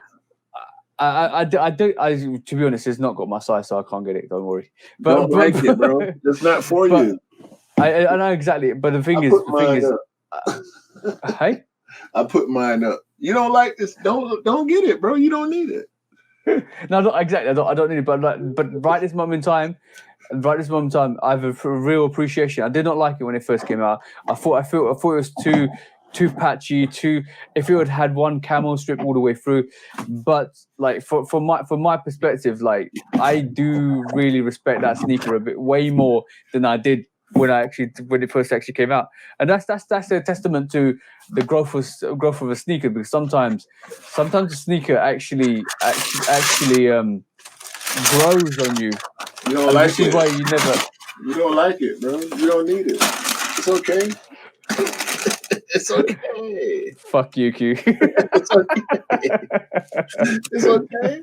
It's not for you. Everything is not for everybody. And that's the reason why I like them even more, because of those orange laces, bro. You're such an idiot. You're such an idiot. Don't worry about it, bro. I got them for us. I have them for us. Okay. Oh shit! Don't make me give you a yellow. Don't make me give you a yellow sneaker, bro. but in retrospect, seeing them on feet, seeing them in the wild. Let's just see in the wild is in terms of in the concrete jungle, right? It makes you kind of respect that sneaker more, because I same thing happened with the patinas. I never liked the patinas until they released, until I saw them in hand, until I saw the mint laces, and they just changed my mind totally on the sneaker itself. So in retrospect to that, like this is why I do not disrespect any sneaker, even if I don't like it. I really do appreciate concepts and designs, and a lot goes down to history. A lot goes down to the execution of the sneaker. I will always be truthful when it comes to execution of sneakers. If they're not right, I'm going to call them out. I don't care what brand, what type, what it's about. I do not care, and this is why the Rebellionaire is going to be another sneaker that everybody remembers. Yeah, I think so. That sneaker, it won't. I don't think it will be as infamous as a lot of other sneakers, such No. as the homage to home or Yeah. the metallic gold top 3. As far as Jordan 1s is concerned, it won't be as divisive as, well, maybe it will be as divisive as the patent bread, or it won't be as memorable maybe as a biohack, because that's a shoe that I didn't like that people love. I think the Rebellionaire kind of falls in that category of maybe you love it, maybe you hate it. The way the release happened, how many The Marmite. pairs. You heard of Marmite, yeah? Marmite is a spread in the UK, and it's Vegemite in Australia, where you either like it or you hate it. People either like it or hate it, and that's the Marmite of a sneaker. Some people are gonna like it, some people are gonna hate it, some people are gonna trash it, some people are gonna absolutely love it. So in that retrospect, I think you're right, spot on. Yeah. The Rebellion is something that I feel is if you don't like it at this moment in time, and you do like it in the next couple of months to a year, I'll say go and pick it up, because that sneaker will never come out like that again. It will never release. You will never get a shadow banned, and that's a shadow ban, like with that graffiti.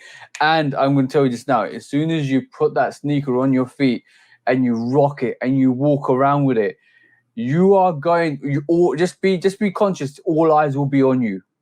Mm-hmm. I feel the same way about the I'm on my year one. Yeah. A lot of people say it's too plain, or the material. I don't like the material, the cracked leather. The thing with the Rebellionaires, one little thing with the Rebellionaires, you can wear your Amaminia ones, and only true sneakerheads will understand and look at the Amaminia ones, right? With the Rebellionaire, there's another step to it. That's got writing all over it. That's a conversational opener. Like, people will come up to you and say, like the homage to home, Yeah. People will come up to you and say, your sneakers are wow, what are those? They will say that. There will be a conversation opener, and trust me when I say this, just because it's got that graffiti on it, just because it's got that red band on the back of it, people will come and talk to you or ask you, and people will look, because like with the Amaminia ones, beautiful sneaker, cracked level all the way through. But when you're walking around with it, people will know, and people will look at it like, okay, that's the all white Jordan 1. But the thing is, with the Rebellionaires, you got to when you go out with the Rebellionaires, there's graffiti on that. There's so much to that. People, you don't see a sneaker with graffiti all over it every day. Nah, you don't. And it went under the casual radar. Yeah, and you will never see a sneaker done 50-50 like this. And it literally, guys, like literally, this is stitched in. Yeah. Stitched in. This is not painted. And the special thing about this is that double stitching on that back tab is not there, because it's stitched in at the back throughout. Right. And that's just a cover up. That tag there. So when you rock this, and my girlfriend has rocked these, and she's had an old lady come up to her and ask her, "What are those?" What are those? Old lady, bro. Like, what are those? Yeah, I can't imagine having to explain to an elderly person that don't know sneaker culture what's going on with that shoe. That's a long conversation. That is a hell of a long conversation, but it's intriguing, and the leather on this is phenomenal. Look at the creasing on it. It's so beautiful. Show the inside of the tongue, the back of the tongue. Scarface. Excellent. That is sneaker excellence right there. Yeah, and I'm gonna say this. Everybody remembers these. Everybody remembers these homage to homes, because it went below the casual radar once again. Because because you have to be able to wear it. You have to like it's like I'm gonna say it's a pure. I would say it's a purist sneaker. It's a purist sneaker Yeah. because like if you understand what the homage to home is, and if you don't, guys, home and away, homage to home. You know what I'm saying? Chicago bread. Chicago bread. So I'm saying first that is where it all started. That's the paying tribute to where it all started. That's the homage to homes. This is why it's called homage, giving homage to home and away. Right? So basically that Jordan 1 is iconic, and then the purists will understand that. Other casual sneakerheads will put like we had the comments like bowling shoe, this shoe, that shoe. Oh, it's a clown shoe. We had that, but purists look at the sneaker and think, okay, cool. I understand what you're saying, but I still like it because I've got Chicago, got the bread, got stitched in, detailing, what is done perfectly, extended tongue, Scarface looking, bro. Like from that aspect, I loved it. I didn't really care what other people said about it. People are trashing the shit out of that, and now on reflection, everybody's like, yo, the homies were dope. At the end of the day, that's what it's about. You rock what you like because you buy what you like. Yeah, bro. There's been occasions I just fuck what everybody else thinks. And I'm gonna show you. I'm gonna show you. Right, I pulled this out at the start of the podcast. Nobody likes these. Shit. They're sitting. Over there. They sold out over here. Well, if you want a pair, give me a shot. They're sitting. I can walk into. I walked into Offspring the other day, or was it Offspring or Size 1 or 2 the other day, and picked this up. Literally picked this up off the shelf. Size 10. Can I have my size? Beautiful pair. Gorgeous, and I'm not disappointed. I will always keep the same energy, like you do, Q. Always keep the same energy. Always will wear what I like and what suits me, and and that's the whole emphasis of be honest to yourself. Be honest to yourself. Like, will you wear it, and would you rock it? And that's the main thing, 100% main thing. Like, yeah, and opinions change. Yep. Opinions change over time. You may start to dislike something that you liked before, and vice versa. It's cool, just as long as you're cool with the decisions that you make about what you purchase. Because the person that's walking around in Walmart shoes don't care about how we feel when we walk up in our expensive Nikes or Jordans or Yeezys or our Adidas collabs or our New Balance or whatever it is that you like. Everybody is entitled to their own opinion. Everybody should be able to have what they like, when they like it, why they like it. And that's all that matters. So no shade. I don't like Adidas. If you do, wear your Adidas. Yeah. That's cool. By the way, my taste is like my taste of sneakers is like constantly like all over the place. Like I will buy 5s, 1s, and all of that stuff. But once in a while, when they release stuff like this, Kyrie S1 hybrid. What the black? Okay. Literally, when they release stuff like this, my girlfriend does not like this sneaker. She calls it the tap. She calls it the tap dancing sneakers, right? But when they release a sneaker like this, and if you don't know this model, it's 2 or 3 That's the hybrid. The hybrid, exactly. It's 2 or 3 infused models on this to actually make this S1 hybrid. And then obviously it's got facts and figures all over this. Like this tag itself, look, bro, it's got like every single fact that you need from the sneaker or the car design, synthetics, bro. It's dope. And it's got statics. It's got statistics all over this as well from his playing career, and everybody like Velcro strap. Bro, like I do, and I rock this constantly, and you won't be able to tell because I always clean the soles. Well, you can. There's a bit of dirt there, but I rock this constantly. I love it. Like it's a very casual bang on feet, gone, but it's still a conversation opener because it's different. Nobody's rocking it, and I like that. Yeah, that's dope, man. I can't say nothing about that. I wouldn't buy it, but I can't knock it. It's a dope shoe. Yeah, exactly, and that's it. That's basically to the end of the podcast. Really, like the main thing is buy what you like, rock what you like, and always be honest with yourself. Because at the end of the day, if you keep following trends, if you keep following stuff that you don't, you just want to be in with the crowd, I would say as long as you like it and you love it, that's fine. But if you don't and you're just following it because other people are doing it, just try and find your identity. It might take some time to find your identity and grow with that and be unique. For sure. 100%. But end of the podcast, bro. Episode 11. Another 3 hours, 3.5, almost 3.5 hours. We gotta. Oh my god, I don't know what we gotta do. Well, okay, let's next week's target. Next week's target is 2 hours to 2.5 hours maximum.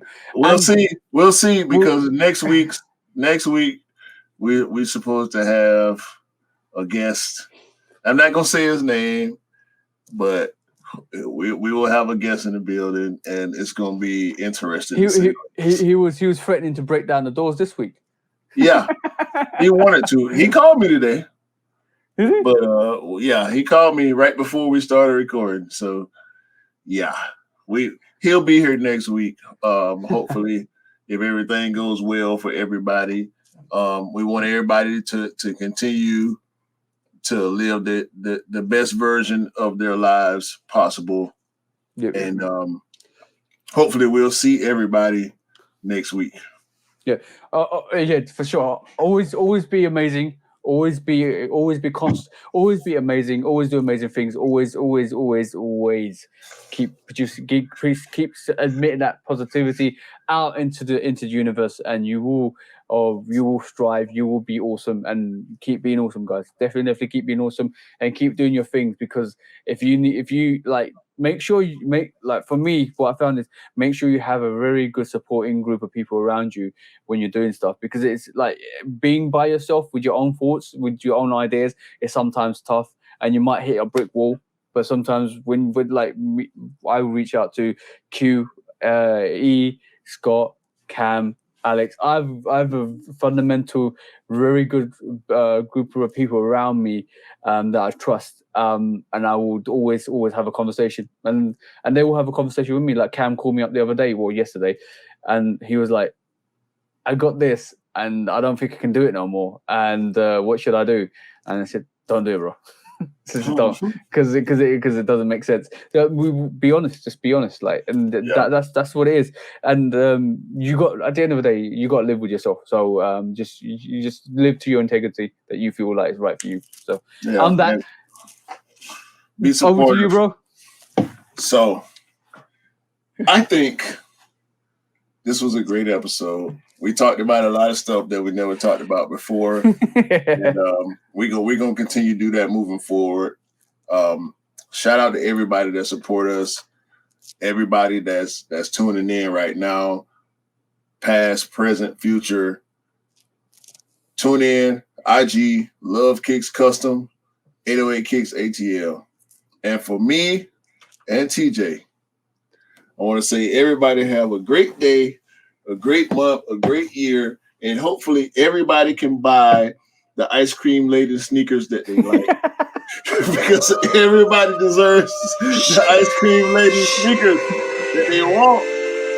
To the podcast. And on that note, Jesus Christ.